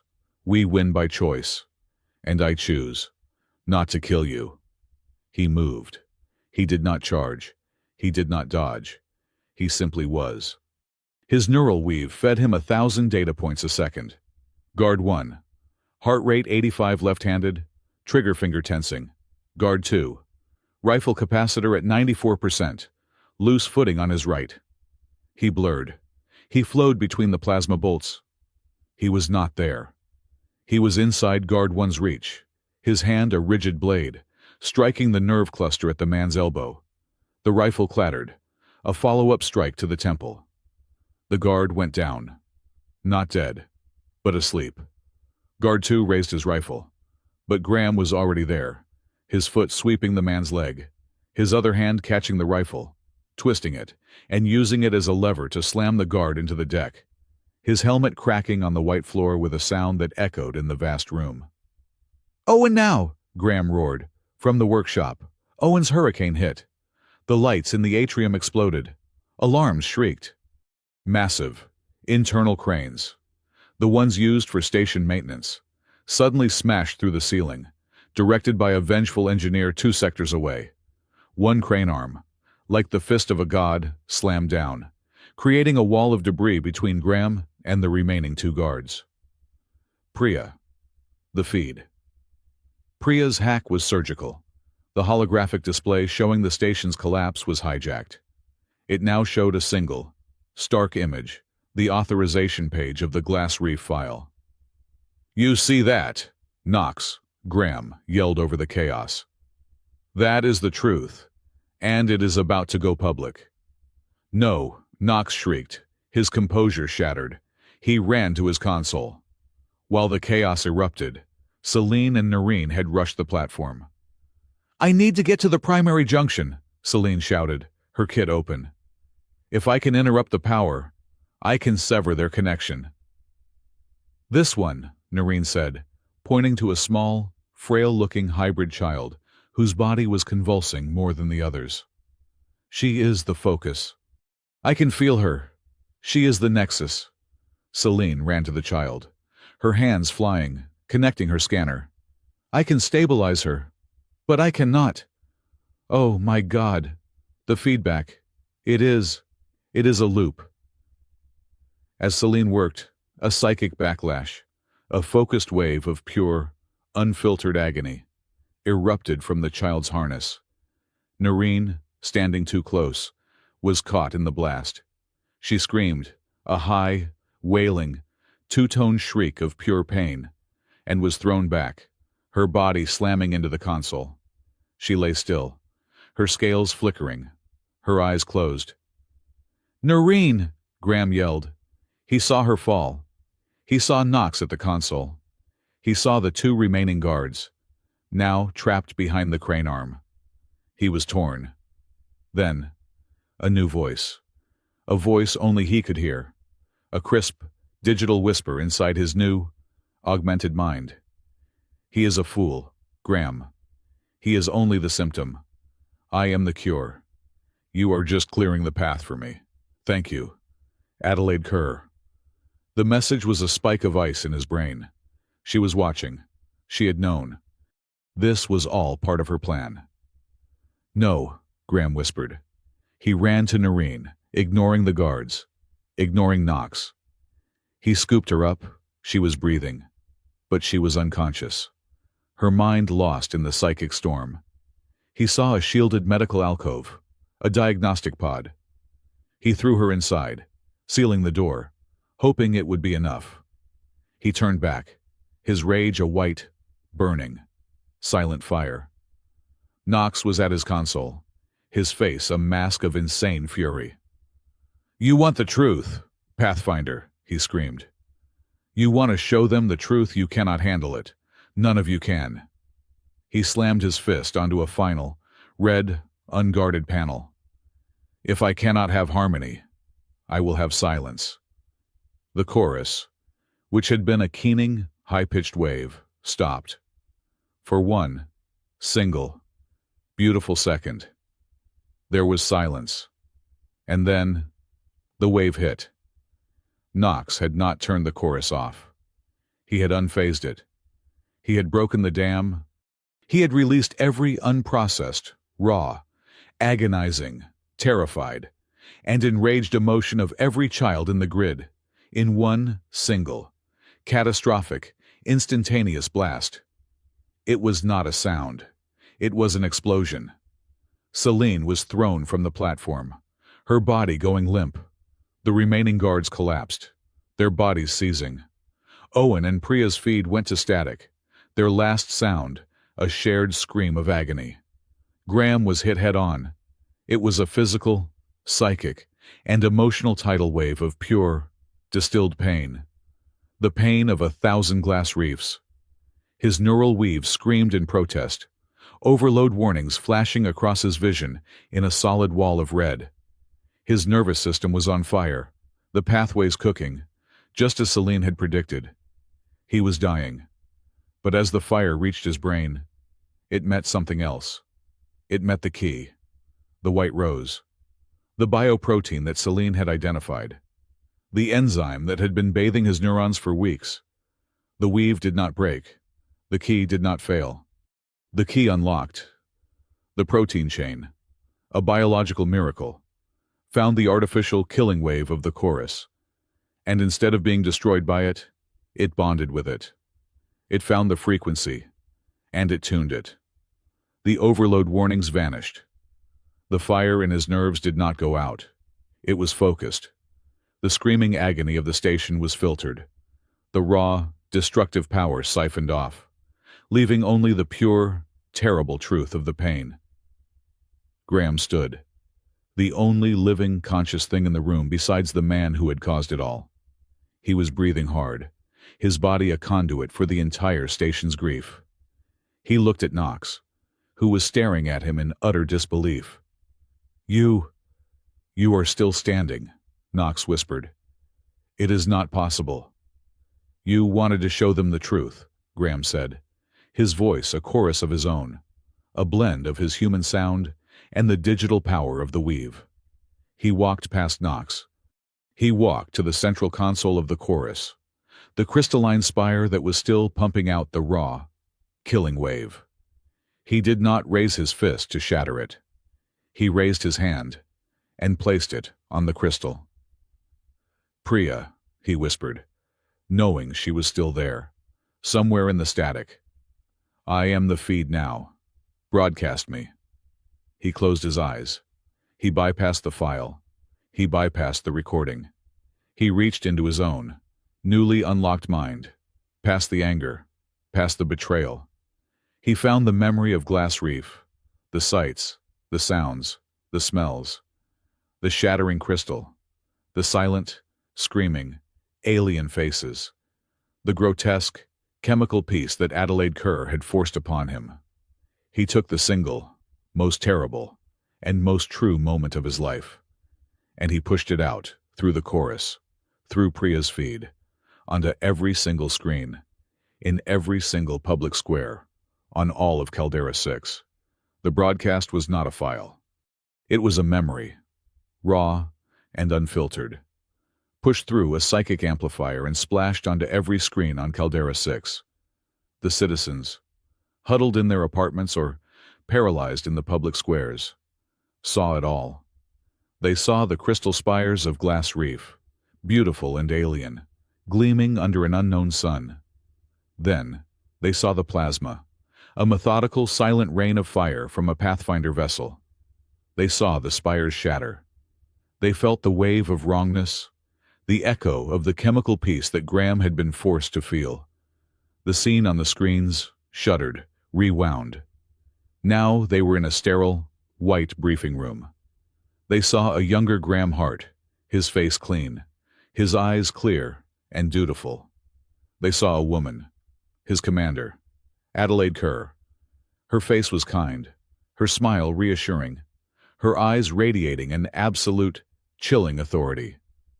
They heard her voice, not a recording, but a memory, echoing from Graham's mind. "It is just a routine neural calibration, Graham, a performance enhancement. You will be a better soldier." They saw the injector. They saw Kerr's hand, steady, as she administered the dose.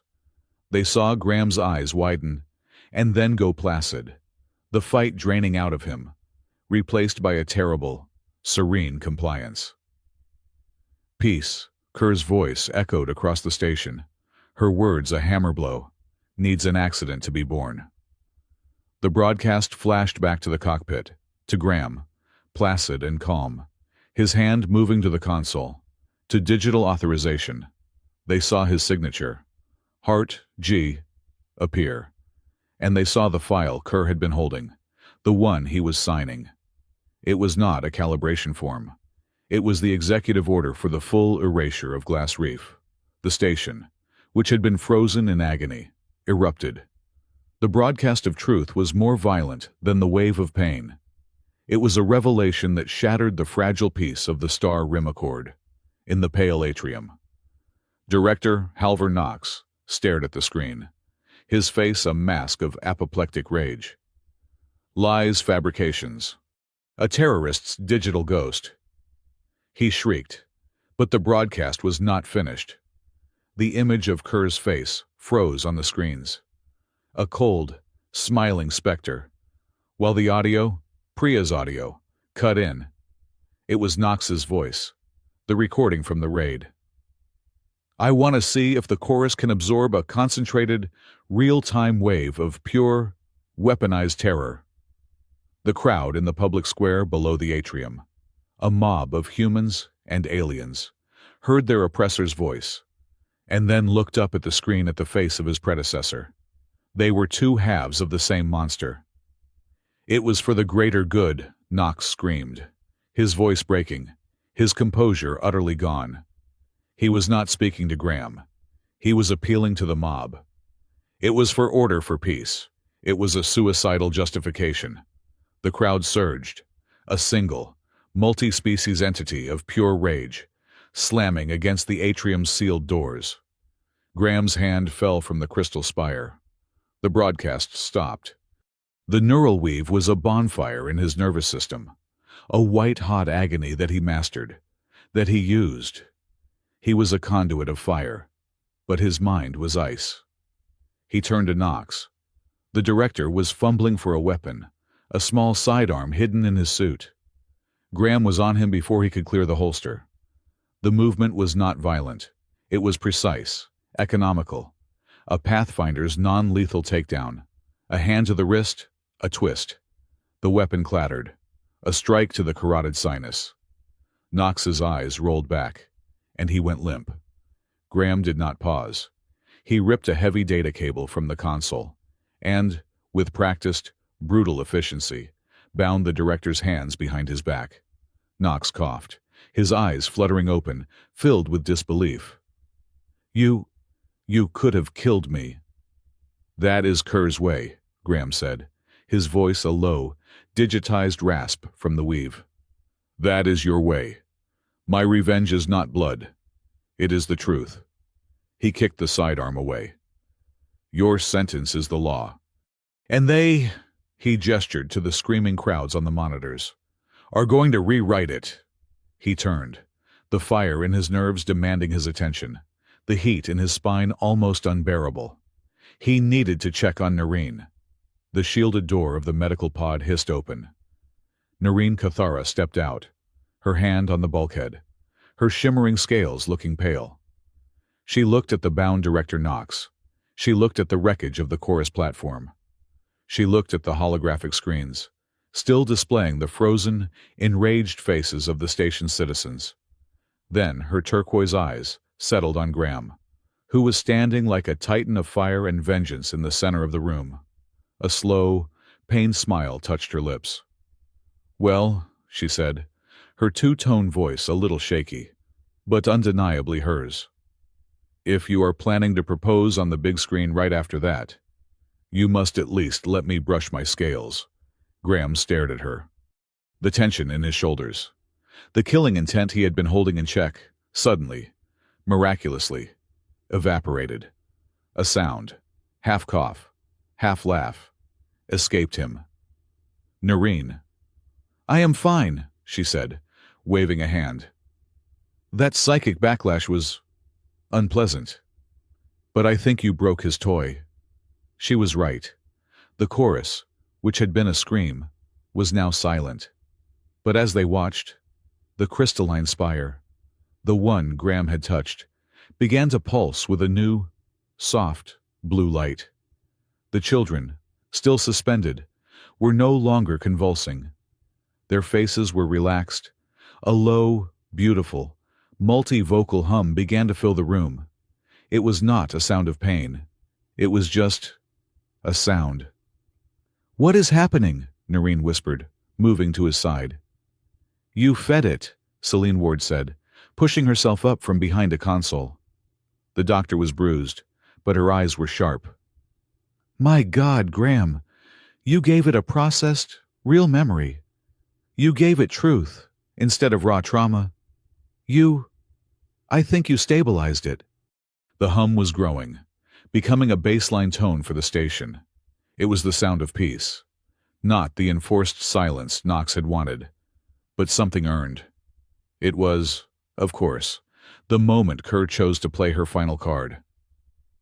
A new alarm shrieked, this one a deep, guttural klaxon that superseded all the others. A synthesized voice blared through the atrium. Warning, Auxiliary Reactor 4. Containment failure imminent. All personnel evacuate. This is not a drill. Kerr, Graham whispered. The name a curse. It was not a malfunction. It was a failsafe. A dead man's switch. She was using him to take out Knox, and now she was scorching the earth behind him. She was destroying the evidence, the atrium, the chorus, and all of them. His comms, which had been silent, exploded with sound. Graham, what the hell did you do? It was Owen, his voice tinny and frantic. The whole atrium is reading red. That is a fission auxiliary, man. It is going to blow. You have, maybe, 90 seconds. Priya, get the station evacuating, Graham roared, his mind moving at the speed of the weave. He could see the reactor, 4 levels down, a pulsing, angry, red icon in his new vision. The magnetic containment was flickering, failing. Owen, I need you. I am here, what do I do?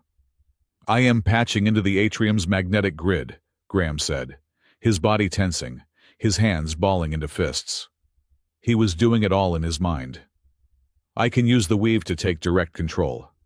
I can try to reroute station power, to force the containment shields. He closed his eyes. The world of light and data became his. He found the power grid. He grabbed it. The station's main lights outside the atrium dimmed. I have it, he yelled, his teeth gritted, a line of blood trickling from his nose. But it is not enough. The casing is failing. The shields will not hold the shrapnel. The shrapnel, Owen yelled back. The blast will vent outwards right into the commercial spine. Graham, I cannot stop it from here. You do not have to stop it, Graham countered, his mind racing. You just have to buffer it. The cranes. Owen, your plan. The cargo pallets. A second of silence. Then, Owen's triumphant roar. You are a genius.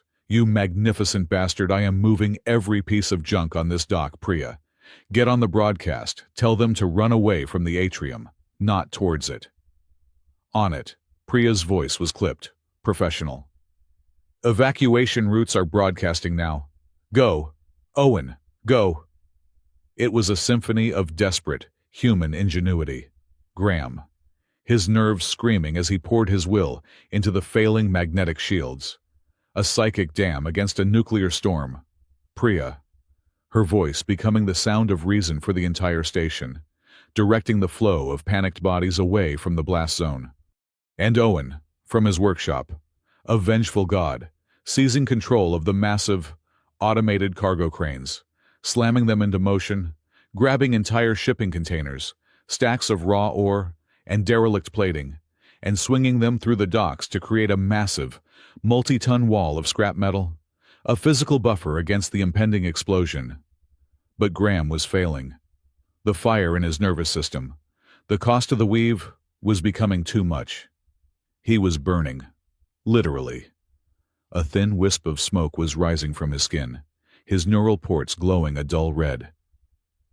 He is burning alive, Celine said, her voice a mix of terror and clinical analysis.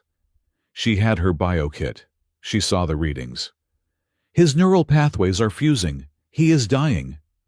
Do something, Noreen yelled, her hands on Graham's back, feeling the agonizing heat. I am trying. Celine looked at her scanner. Then at the remnants of the rose vial, Noreen still held. An idea, desperate and brilliant, struck her. The protein, the key. She grabbed the vial, drawing the last few drops of the opalescent fluid into an injector. She looked at Graham's burning skin, the ports on his neck. "It is not just a key," she whispered, her hands flying, modifying her injector for a rapid, aerosolized dispersal. "It is a patch. It is adaptive." She slammed the injector against the back of his neck, discharging the entire dose directly into the superheated ports. Graham roared, his body arching, as the rose protein hit his burning nerves. It was not water on a fire. It was a fire retardant. The protein, the miracle of bioengineering, found the overloaded pathways and reinforced them. It did not stop the fire. It contained it, turning his raw, destructive agony into a focused, sustainable, white-hot burn. "It is holding," Graham gasped. "The shields are holding Owen's status. Buffer is in place," Owen yelled. "It is not pretty, but it is thick. Brace yourselves. She is going to blow." Graham seized the magnetic shields with his mind. Owen held his breath over the comms. "Priya, stop talking." 4 levels down, the auxiliary reactor breached its casing. There was a sound, a deep, earth-shattering whump that vibrated through the station's very bones. The atrium floor jumped, throwing them all to their knees. Then, silence. Graham opened his eyes. The red light on his internal HUD was gone. The reactor icon was gray. Dead. "Status," he rasped. "It is." Owen's voice was filled with awe. "It blew. The blast. It vented. The shields held. The buffer. The buffer is gone, vaporized. But the commercial spine is intact. Graham, you did it. You crazy son of a bitch, you did it." Graham collapsed, the weave receding, the strength going out of his legs. Noreen caught him, her slender body surprisingly strong. "I have you," she whispered, lowering him gently. He was exhausted, burned, but he was alive, and he was, for the first time in 20 years, whole. His mind was his own. Celine was already at Knox's side. The director was conscious, and he was terrified. "It is over, Director," she said, her voice cold. "And you have a lot to answer for." "Not to the Directorate," Priya said, walking over. She had a data spike in her hand. "They will bury this. I am not letting him go." She knelt by the bound man. "You were paranoid, Knox. You were tracking your allies as much as your enemies. I am taking your personal data core." She plugged the spike into his private console. Data streamed. He was afraid of her. He was afraid of Kerr. He was tracking her. A new image appeared on the holographic display. It was not a file. It was a star map. A single, blinking coordinate in the uncharted territory of the Outer Rim. "The blind shore," Priya read, her voice a whisper. "He found her. He found her hideout." Graham, leaning on Noreen, pushed himself to his feet. He looked at the map. He looked at the woman who had saved him. He looked at Celine and the holographic faces of Owen and Priya. His war was not over. It had just begun. "I have to go," he said, his voice no longer digital, but his own. Raspy, tired, but human. "I know," Noreen said. She did not argue. She did not plead. She simply looked at him, her turquoise eyes clear and resolved. She reached up and brushed the soot from his cheek.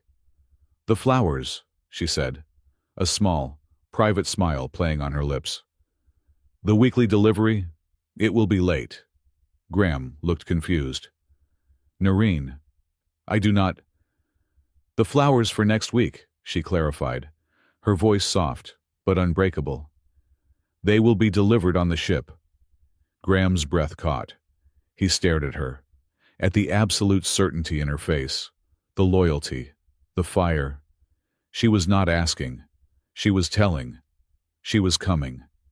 He reached out, his hand trembling, and touched her face, his fingers tracing the fine, pearlescent scales. "When I was in the chaos," he said, his voice rough. "When that wave hit. When I put you in the medical pod. I was not afraid of the chorus. I was not afraid of the reactor. I was not afraid of dying." He met her gaze. His own. Unlocked eyes, finally. Fully. Seeing her. "I was terrified of losing you," he whispered. "I need you." Her two-tone voice was a melody, a balm, a promise. "And I am here." The chaos of the atrium did not end. It simply changed its flavor. The roar of the reactor failure was replaced by the shriek of station-wide emergency alarms and the frantic, echoing commands of Caldera 6's own, long sidelined, security forces. They poured into the atrium, not as an invasion, but as a terrified and confused cleanup crew. Their simple mesh armor, a stark contrast to the white-plated directorate guards they found unconscious or bound. Graham stood in the center of it all, a still point in the hurricane, with Noreen's hand locked in his. He was exhausted, his body a map of burns and bruises, his newly untethered mind a raw, open nerve. He watched as the station set guards, their faces pale with shock, placed Director Halvar Knox in heavy-duty restraints. The man was babbling, still screaming about the greater good and necessary sacrifices. But his voice was thin and reedy, the voice of a fanatic whose god had just been proven false. Priya Shah was already there, her data slate a beacon, her voice crisp and authoritative as she directed the guards. Not as a civilian, but as the only person in the room who seemed to know what in the seven hells was actually going on. "This one," she said, pointing to the bound Knox, "is the primary. He is to be held in deep isolation. He just declared war on this entire station." She pointed to the inert, white-armored directorate guards. "And these are his soldiers. Process them accordingly." Celine Ward, meanwhile, had ignored the entire legal drama. She was on the chorus platform, her face a mask of grim concentration, moving from child to child. She was not unhooking them. Not yet. She was stabilizing them, her injectors and scanners working to counteract the violent psychic whiplash. "I need a full-service medical team," she roared at a stunned-looking security chief. "Not yours. Get me the station medical general. Now. These children are not prisoners. They are victims. And they are the most fragile things in this entire system." The next few days were a blur. The pale directorate on Caldera 6 did not just fall. It evaporated. When the local, multi-species governing council, which had been little more than a puppet legislature, saw the broadcast of Glass Reef and heard Knox's own words, they were galvanized by a mixture of pure terror and righteous fury. An emergency tribunal was formed. The name, Adelaide Kerr, was whispered like a curse, a ghost that now haunted every official proceeding. Knox and his lieutenants were put on trial, not by some far-off Earth authority, but by the people of the station they had tried to enslave. Priya Shah became the most famous and most dangerous journalist on the frontier. Her broadcast, the chorus and the casket, went fully interstellar. It was not just a report. It was an indictment. She laid out the entire conspiracy, the Glass Reef massacre as a testbed, the bio-digital locks, the stolen children, the chorus. The effect was seismic. On two other stations in the Star Rim, similar security directorates were suddenly, violently, investigated by their own populations. Priya had not just broken a story. She had started a brushfire. The chorus itself became the most controversial object on the station. The council wanted it destroyed. Celine Ward fought them. "You do not execute a victim," she argued, her voice ringing with a weary authority. "It is not a weapon. It is a group of terrified, exploited children. You let me heal them." She won. The Chorus Project was born, transferred to a new, multi-species scientific council, with Celine Ward at its head. Their first and only guiding principle was emotional consensus. The chorus would not be a tool for control, but a library, a place where, if one chose, an emotion or memory could be shared, not broadcast. Celine and her team spent weeks delicately, one by one, untethering the children from the grid, beginning the long, slow, and painstaking process of psychic and emotional therapy.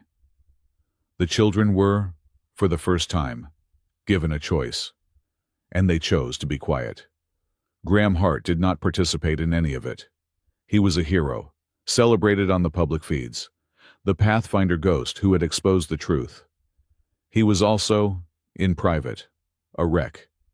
His victory had come at a cost that was etched into his nerves. The neural weave was silent now, but its use had left deep, scarring after effects. His hands, the hands that had been so steady, so precise, now carried a fine, persistent tremor. Sometimes, a loud noise or a specific smell would trigger a sensory overload, a phantom echo of the weave's data storm, leaving him blind and disoriented for minutes at a time. The man who had been defined by his control was now a prisoner of his own fractured senses. He and Noreen had been given temporary quarters in a quiet, high-level residential sector, a reward from the grateful council. The apartment was large, sterile, and had a stunning view of the void. Graham spent most of his time staring at that void. "You are staring again," her voice came from behind him. It was morning. He knew this because the light on the station had shifted from blue to yellow. He had not slept. He did not turn. He just watched his own, trembling hand in the starlight. "It is a good view." "It is a boring view," Noreen replied. She walked up beside him, a mug in each hand. She was not wearing her formal Cathara robes. She was in a simple, soft, human-style tunic. She looked strange and beautiful. She held out one of the mugs. He hesitated, looking at his shaking hand, embarrassed. "I might spill it." "Then you will spill it," she said, her own hand, scaled and elegant, perfectly steady. She did not waver. She just waited. He took a slow breath and took the mug, the hot liquid, some kind of alien tea, sloshed. But he held it. He drank. It was bitter and floral. "I cannot fix air scrubbers like this," he said, his voice low, hating the self-pity he heard in it. "I cannot even hold a spoon steady." Noreen did not coddle him. "No," she said, sipping her own tea. "You cannot. Not right now. So, you will have to learn a new way." "A new way to what be useless," he scoffed. The old, bitter soldier re-emerging. "A new way to be," she corrected him, her turquoise eyes finding his. "You were a soldier. You were a maintenance man. Both were roles you played to hide. Now, you do not have to hide. You just have to heal. And humans are very bad at healing.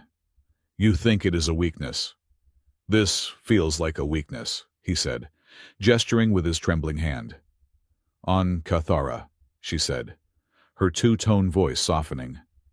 "When a mind is fractured by a shock, as yours was, we do not focus on the tremor. We focus on the breath, the two-tone of my voice.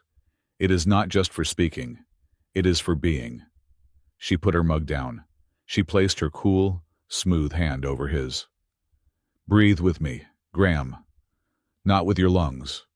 With your center. Match my resonance." She began to hum, a low, complex, two-tone sound that vibrated in the air, in the floor, in his very bones. It was the same sound he had heard her use to break the lock on the casket. "Listen to the undertone," she whispered. "Find the low note. Let it anchor you.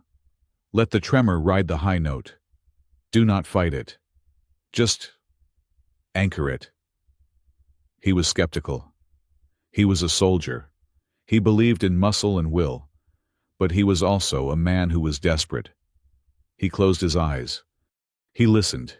He focused, not on his shaking hand, but on the sound, the impossible, beautiful, two-part harmony of her.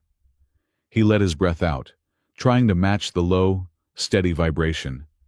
He breathed. She hummed. An hour passed, or maybe it was a minute. When he opened his eyes, the mug was still in his hand. The tea was cold, and his hand was perfectly, absolutely, still. It would not last. The tremor would return. But for that moment, he had a new tool. Not a weapon, not a wall, an anchor. He looked at her, his eyes raw. "How?" "You are not broken," she said, her hand still on his. "You are just loud. You needed to find the quiet." Their life fell into a new, strange, and quiet domesticity. He taught her about human schedules, which she found bafflingly inefficient.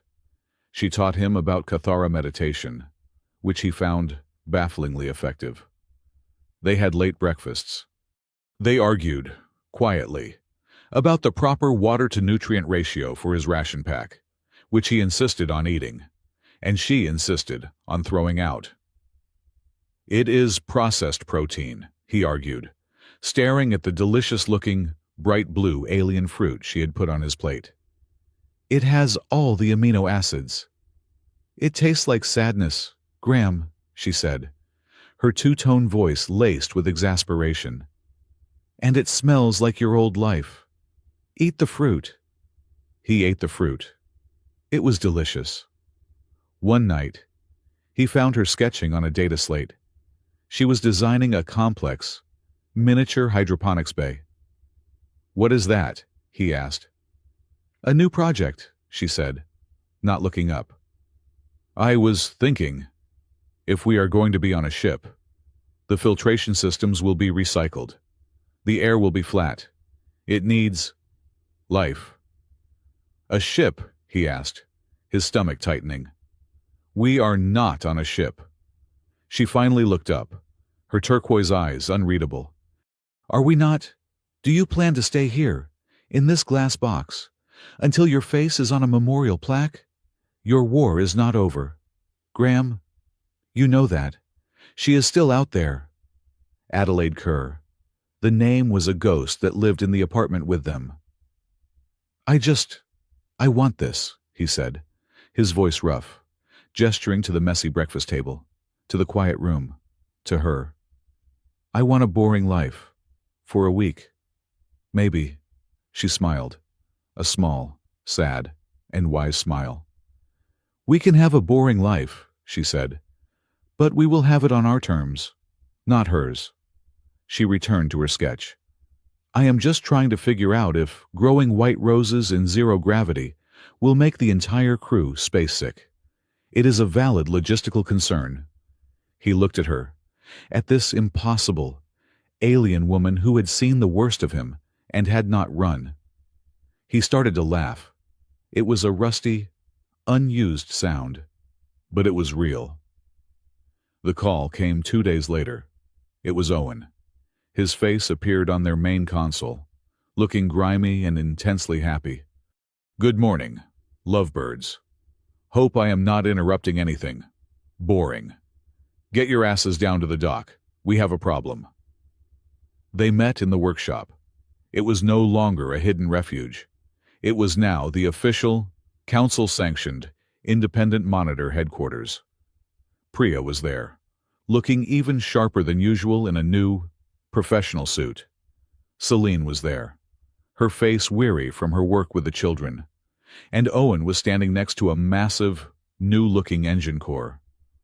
"What is this, Owen?" Graham asked. "This," Owen said, patting the engine, "is the Wayfarer Dawn. My ship. Or our ship. The council was so grateful for me not letting them get blown into tiny, constituent atoms. They gave me a full Class 4 charter and salvage rights." "You have a ship," Graham said. "That is the problem." "No," Priya said, her voice tight. She tapped her console. The star map that Knox had been hoarding appeared. The single, blinking coordinate in the blind shore. This was the problem, Priya said. It was a coordinate. But now, it is a signal. She played it. It was not a voice. It was a digital burst, a tight beam transmission. We have been trying to decode it for a week, Owen said. It is military, old fleet. So old. Even my codes were not working. But mine were, Graham said, his eyes on the map. He walked to the console. The old soldier, the Pathfinder, was back. His hand was trembling, just slightly. He ignored it. He placed it on the console. What is the encryption? Hyperion level, pre-accord, Priya said. Graham closed his eyes. He did not need the weave. He just needed the memory. He remembered the codes. His fingers, shaking or not, moved with practiced, undeniable certainty. He typed in the authorization override. The signal unscrambled. It was not a voice. It was a data packet, a manifest. What is that? Noreen asked, moving to his side. It is a shipping schedule, Graham said, his blood running cold. She is not hiding. She is buying. What is she buying? Celine asked. Graham scrolled down the list. A mercenary fleet, 10 capital-grade destroyers, 20 strike fighters, a full ground complement. He pointed to the last item. And this, a biodigital research team, ex-fleet, specialists in neural harvesting. She is not running, Priya whispered, her face pale. She is building an army. But why? The chorus, Graham said. The final, terrible piece clicking into place. Knox was a symptom. She was the architect. She let him build it. Let us expose him. She wanted the chorus scrubbed, sanitized, and handed over to a responsible party. She wanted to see if it could be stabilized. She was watching you, Graham, Celine said, her voice filled with a terrible understanding. She was watching you heal it. She does not want to destroy the chorus. She wants to use it. She does not want to reformat history by destroying the past. She wants to reformat it by controlling the memory bank, by controlling the truth. The room was silent. The implication was monstrous.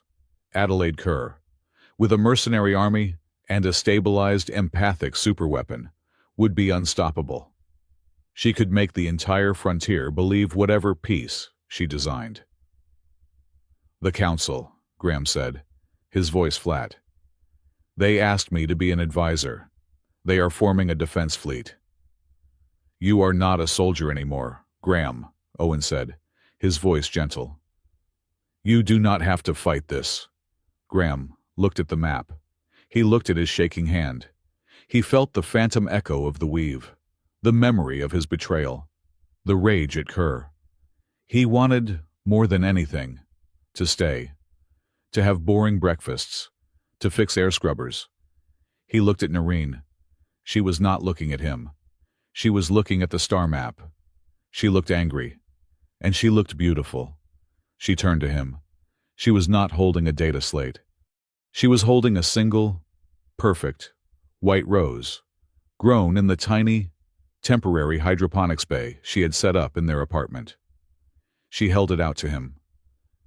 The flower, she said, her two-tone voice clear and strong, cutting through the silence of the workshop. The first one I sent, you thought it was an apology. You thought it was for what you had done. He took the rose. His hand, as it touched hers, was perfectly steady. It was not, she said, her turquoise eyes holding his. And it is not. Flowers are not for apologies. Graham, not really. They are for remembering. She closed his hand around the stem. They are for remembering who we choose to become. Graham looked down at the rose, the white petals, the impossible, beautiful, living thing that had grown in the dark, that had been the key to his past. And now, it was the key to his future. He looked at the group, At Owen, the engineer. At Priya, the truth-teller. At Celine, the healer. At Noreen, his anchor. This was not a squad. It was a family. "Owen," Graham said, his voice quiet, but clear, all the tremor gone. "Warm up the Wayfarer Dawn. Get her ready to fly." Owen's massive grin was the brightest thing in the room. "I thought you would never ask." They stood on the bridge of the Wayfarer Dawn. It was not a military vessel. It was a fast, modified, and very, very illegal-looking freight hauler. But its engines were hot, and its tanks were full. Celine was at the science station, monitoring the chorus from afar. Priya was at the comms, already preparing her next broadcast, her first report from the frontier. Owen was at the helm, his big hands moving over the controls with a loving familiarity. Graham and Noreen stood at the main viewport. "Caldera 6, this is Wayfarer Dawn," Owen's voice boomed. "Requesting departure clearance. Heading outer rim. Blind shore. For, urgent journalistic business." The station controller, whose life Priya had probably saved, did not even hesitate. "Clearance granted. Wayfarer Dawn. Godspeed." The latches disengaged. The ship slid from the dock, a ghost, leaving the machine. The scarred, gray, and beautiful station of Caldera 6 dwindled behind them. Ahead, the black of space opened up, a vast, unwritten page, dotted with the sharp, cold light of a million distant stars. The light spilled into the cockpit, illuminating the cabin, illuminating the white rose that Graham had placed on the console. The light was a promise. It was the white of the rose, and it was the white of the dawn.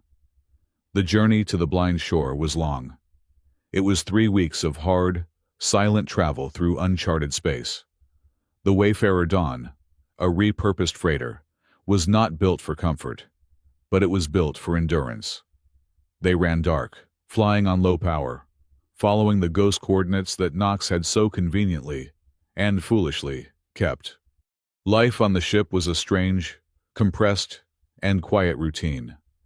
Owen Park and Priya Shah ran the operations, their days a blur of double-checking sensor logs, rerouting power, and, in Priya's case, editing her explosive documentary, which she was preparing to release the moment they re-entered civilized space. Celine Ward had remained on Caldera 6, the designated guardian of the new empathic consensus. Her last message, a simple, "Try not to break him. He is a very delicate, very stubborn piece of priceless, volatile machinery." Graham Hart and Noreen Kathara were the heart of the ship's quiet.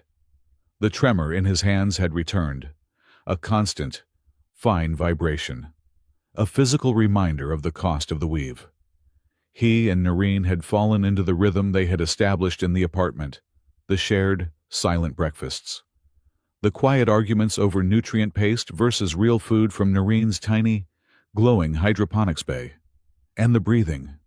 Every day, at the same time, they would sit, either in the small, cramped mess hall or on the cold deck of the cargo bay.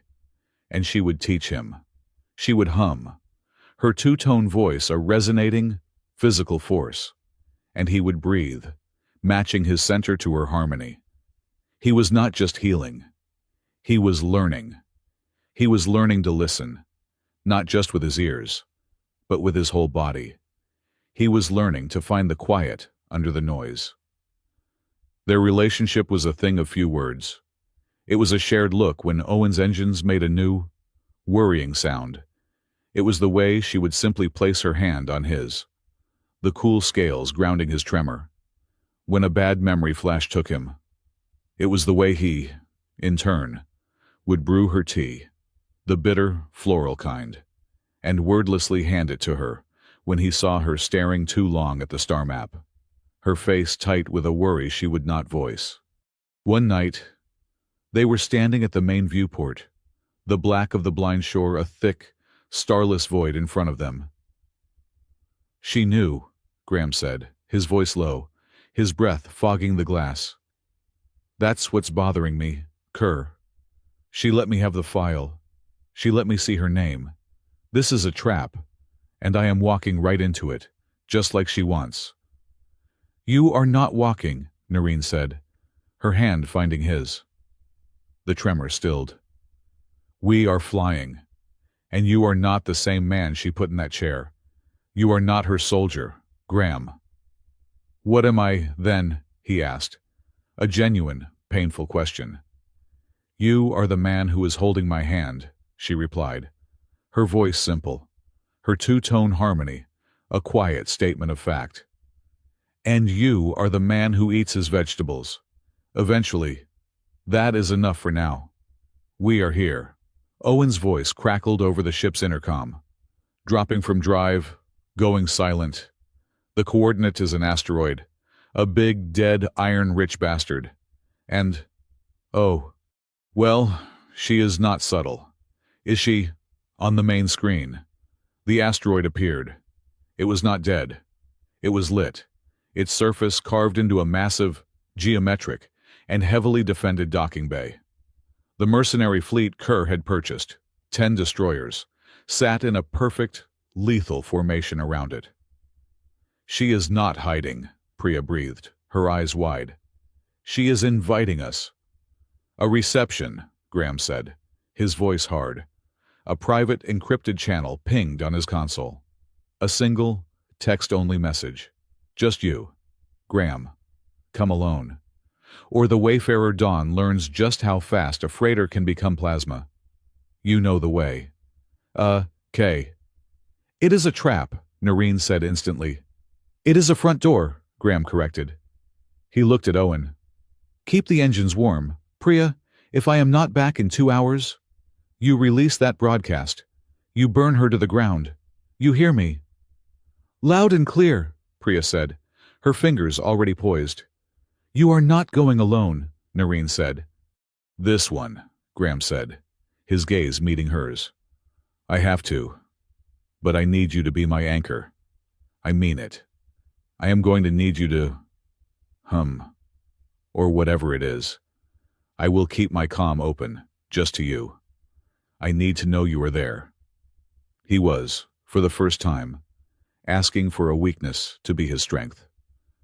I will be here, she whispered, her turquoise eyes luminous. I will be your quiet. The confrontation took place in a room that was the exact opposite of the atrium. The atrium had been white, sterile, a place of forced peace. This room was a library. It was warm, filled with dark wood, real, bound books, and the smell of old paper and dust.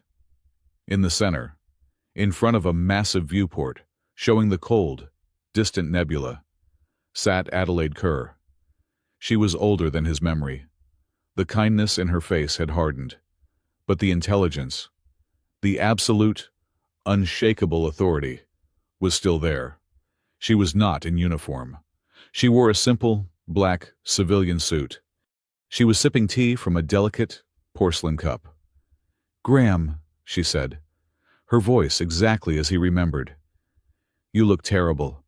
But then, you just flew through hell. I suppose that is my fault. Please, sit. Graham remained standing.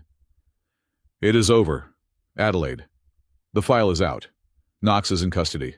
The chorus is free. You have lost. Kerr smiled. A small, sad, indulgent smile. Lost. Oh, Graham. You still think in such small terms. Wins and losses.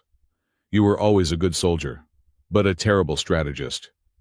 Do you truly think Halvor Knox was my plan?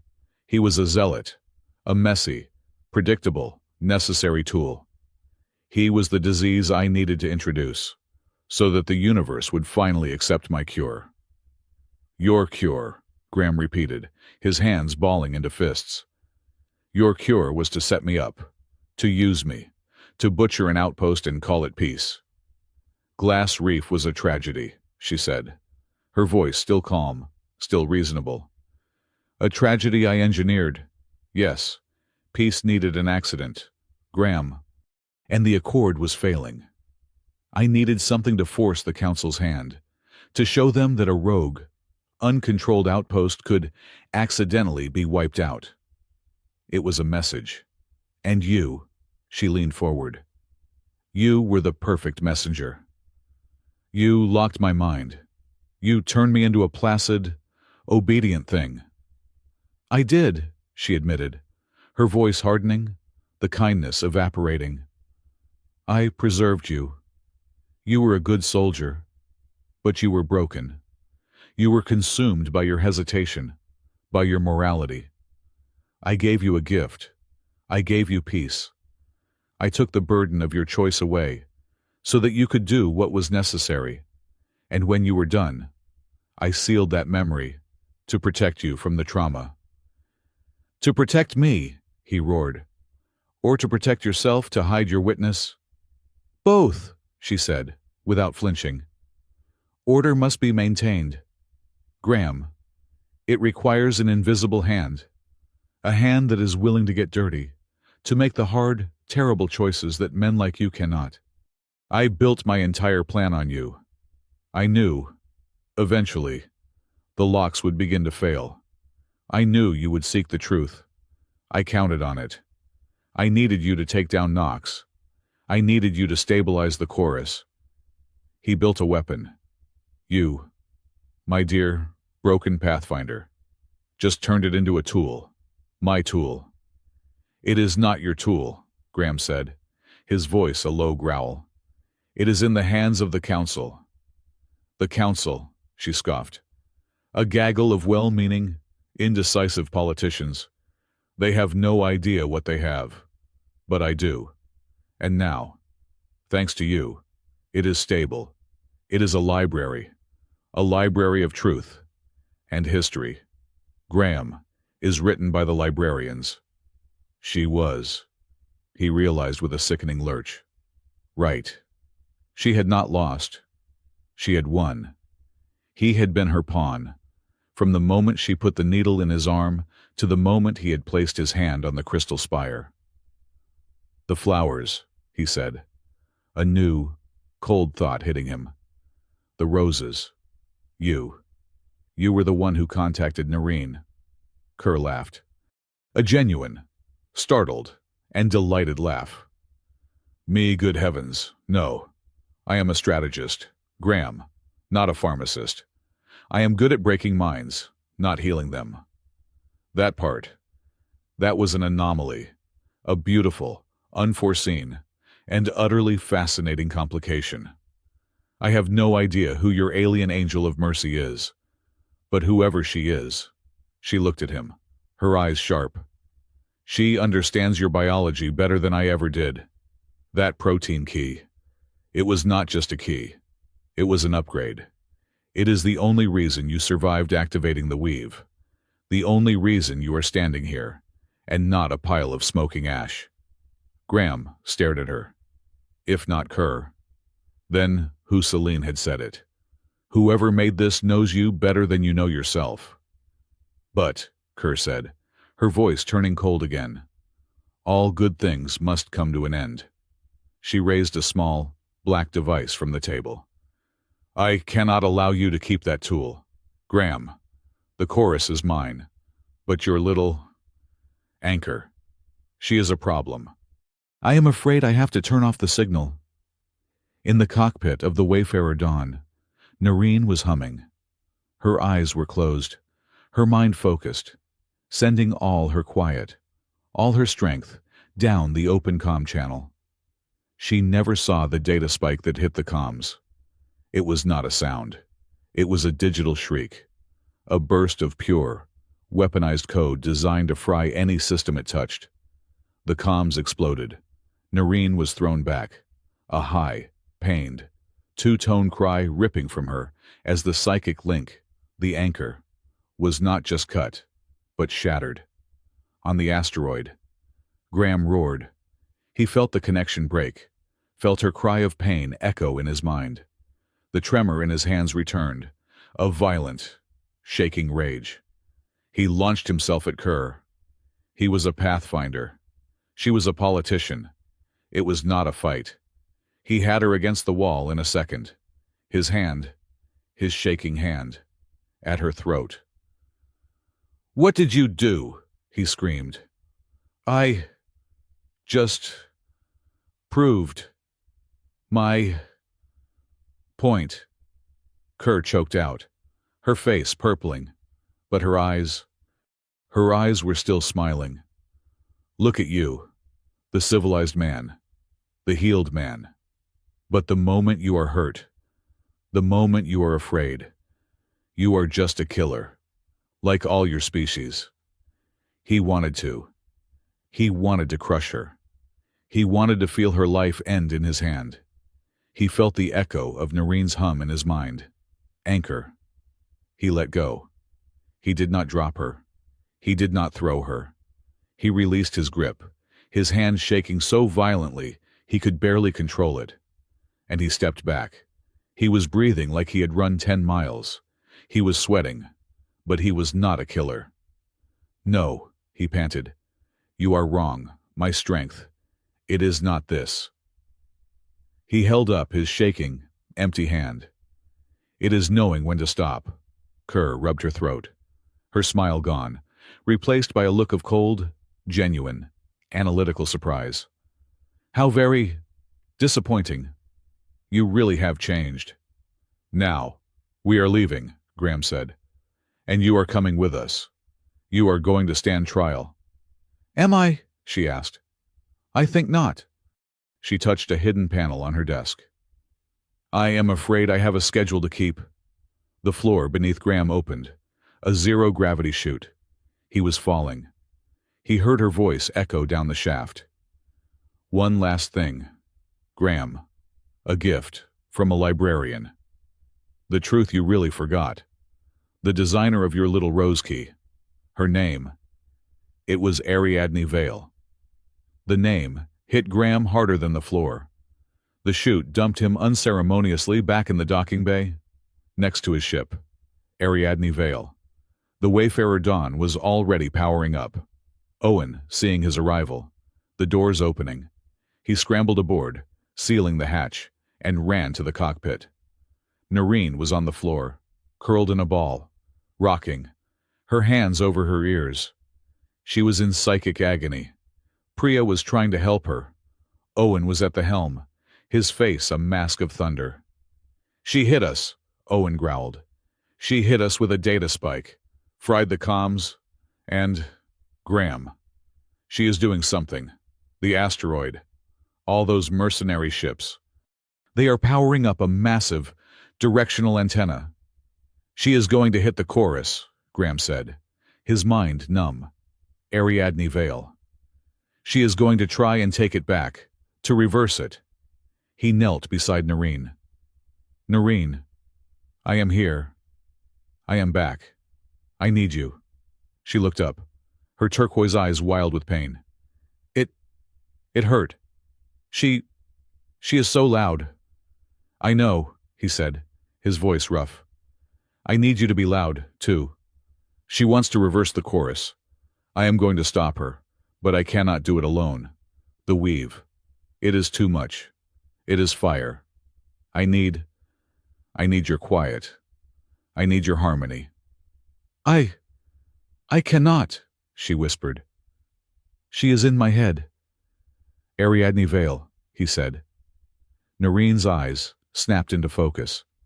The pain was replaced by a sudden, sharp, terrified clarity. "What?" "Her name," Graham said, his voice urgent. The one who gave you the roses.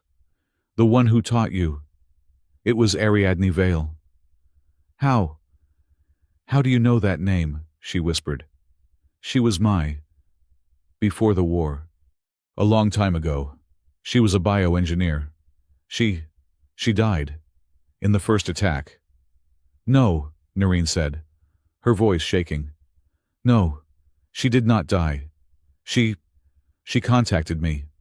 She was the one. She said she owed you. She said she had made a mistake. She said..." Noreen looked down, her scales flushing. She said she was the one who gave you to Kerr. She was on Kerr's science team. She helped design the first neural locks. She did it. To save you.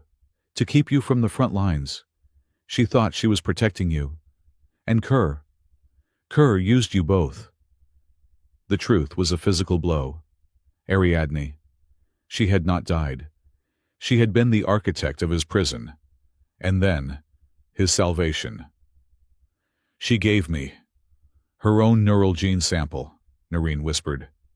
She said you were compatible. She said it was the only thing that would work, that would patch the damage Kerr had done. The roses. They were not just a key. Graham. They were her. They were her mind, her apology, her love. Graham felt his world tilt. He had not just been carrying a key. He had been absorbing the very essence of the woman he had thought was dead. She made me promise, Noreen said, tears welling in her luminous eyes. To find you. To heal you. To set you free. It was a mission. I swear. Graham. At first. It was just a mission. To heal the broken soldier. But then, I met you. I met the man who fixed air scrubbers. I met the man who was kind, even when his mind was a cage. She reached out, her hand, her real hand, touching his. I did not know how to tell you that the love, the key, it was not mine. Graham looked at her, at this brave, terrified, and utterly honest woman. He saw the pain in her eyes, the fear of his rejection. He saw the mission she had been on, and the love she had found. He did not hesitate. He did not pull away. He took her hand, his shaking fingers lacing with her steady, scaled ones. He pulled her to her feet. Ariadne gave me the past, he said, his voice raw. She gave me a chance. But you, he looked at her. You are giving me the future. And you are right. It is time to tell the truth. Do not ever, he said, his voice breaking. Do not ever let love and secrets walk together again. Not with us. She was crying, but she nodded. I love you, Graham Hart. I love you, Noreen Cathara. Good, Owen yelled from the pilot's chair. That is all very touching.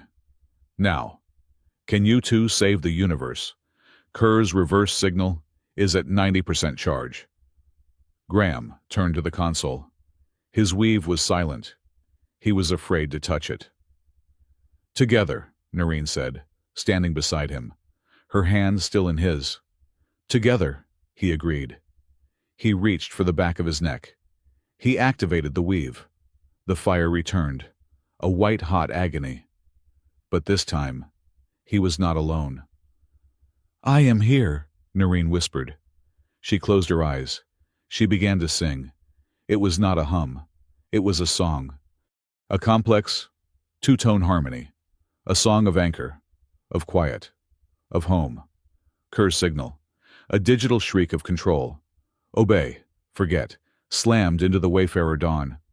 Graham, his mind on fire, met it. He did not fight it. He caught it. He used the weave, not as a weapon, but as a filter. Noreen now, he roared. Noreen sang. She sang her harmony, not at him, but with him.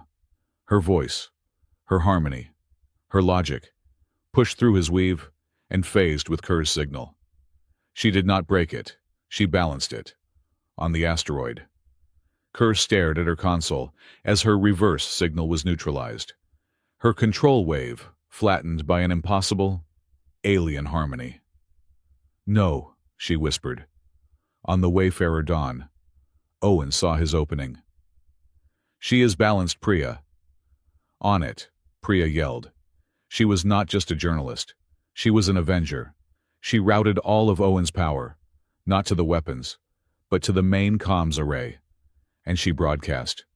She broadcast the full, unredacted, true file of Ariadne Vale's confession, which Noreen had just given her. The file that detailed Kerr's entire conspiracy, her betrayal, her use of Ariadne, her creation of the locks. The signal went out to the mercenary fleet. A soldier, even a mercenary, fights for a reason. Betrayal is a bad one. The fleet did not attack Kerr.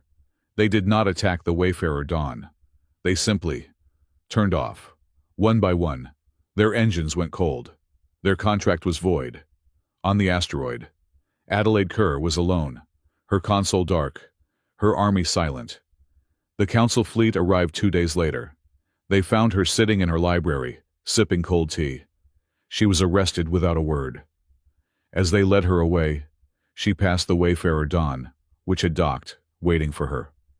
She looked at Graham, at Noreen. Her face was not defeated. It was amused. "Well done," she said.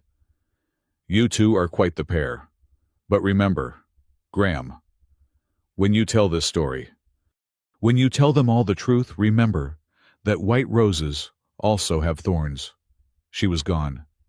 The aftermath was quiet. The empathic consensus was ratified. The chorus, now protected, became a true library, a place of healing, guided by Celine Ward and a team of Cathara empaths. On the bridge of the Wayfarer Dawn, now their home. Noreen was standing at the console. She was setting a course, not for the rim, but for a small, quiet, uninhabited system, a place to start. Graham walked onto the bridge. He was holding a small, hydroponic planter. He placed it on the console. In it was a single, white rose, its roots firmly planted. "It is the last one," Noreen said, smiling. "It is," she said. She reached over and touched a petal. "From next week, I am not sending them. We are planting a garden." They were not running. They were choosing. They were building. The ship slid into the starlight. In the main cabin, Priya's voice was playing, a recording of her final, station-wide broadcast. "Humanity," her voice declared, "is not strong for its guns. It is strong for its memory. And it is strong for its choice." Graham looked at Noreen, at the light in her turquoise eyes. He smiled, his hand, now steady, finding hers. "And," he said, "for knowing how to apologize properly." They jumped. The Wayfarer Dawn vanished into the black, and from 1,000,000 miles away, in the deepest, darkest, and most uncharted region of the true blind shore, a forgotten, automated deep space probe, its power source, almost dead, flickered to life. It registered the Wayfarer Dawn's jump signature, the unique, hybrid energy of the weave and the harmony. It did not have the power to send a voice. It only had enough power for a single, digital, identification tag. A single word. Ariadne. It pinged.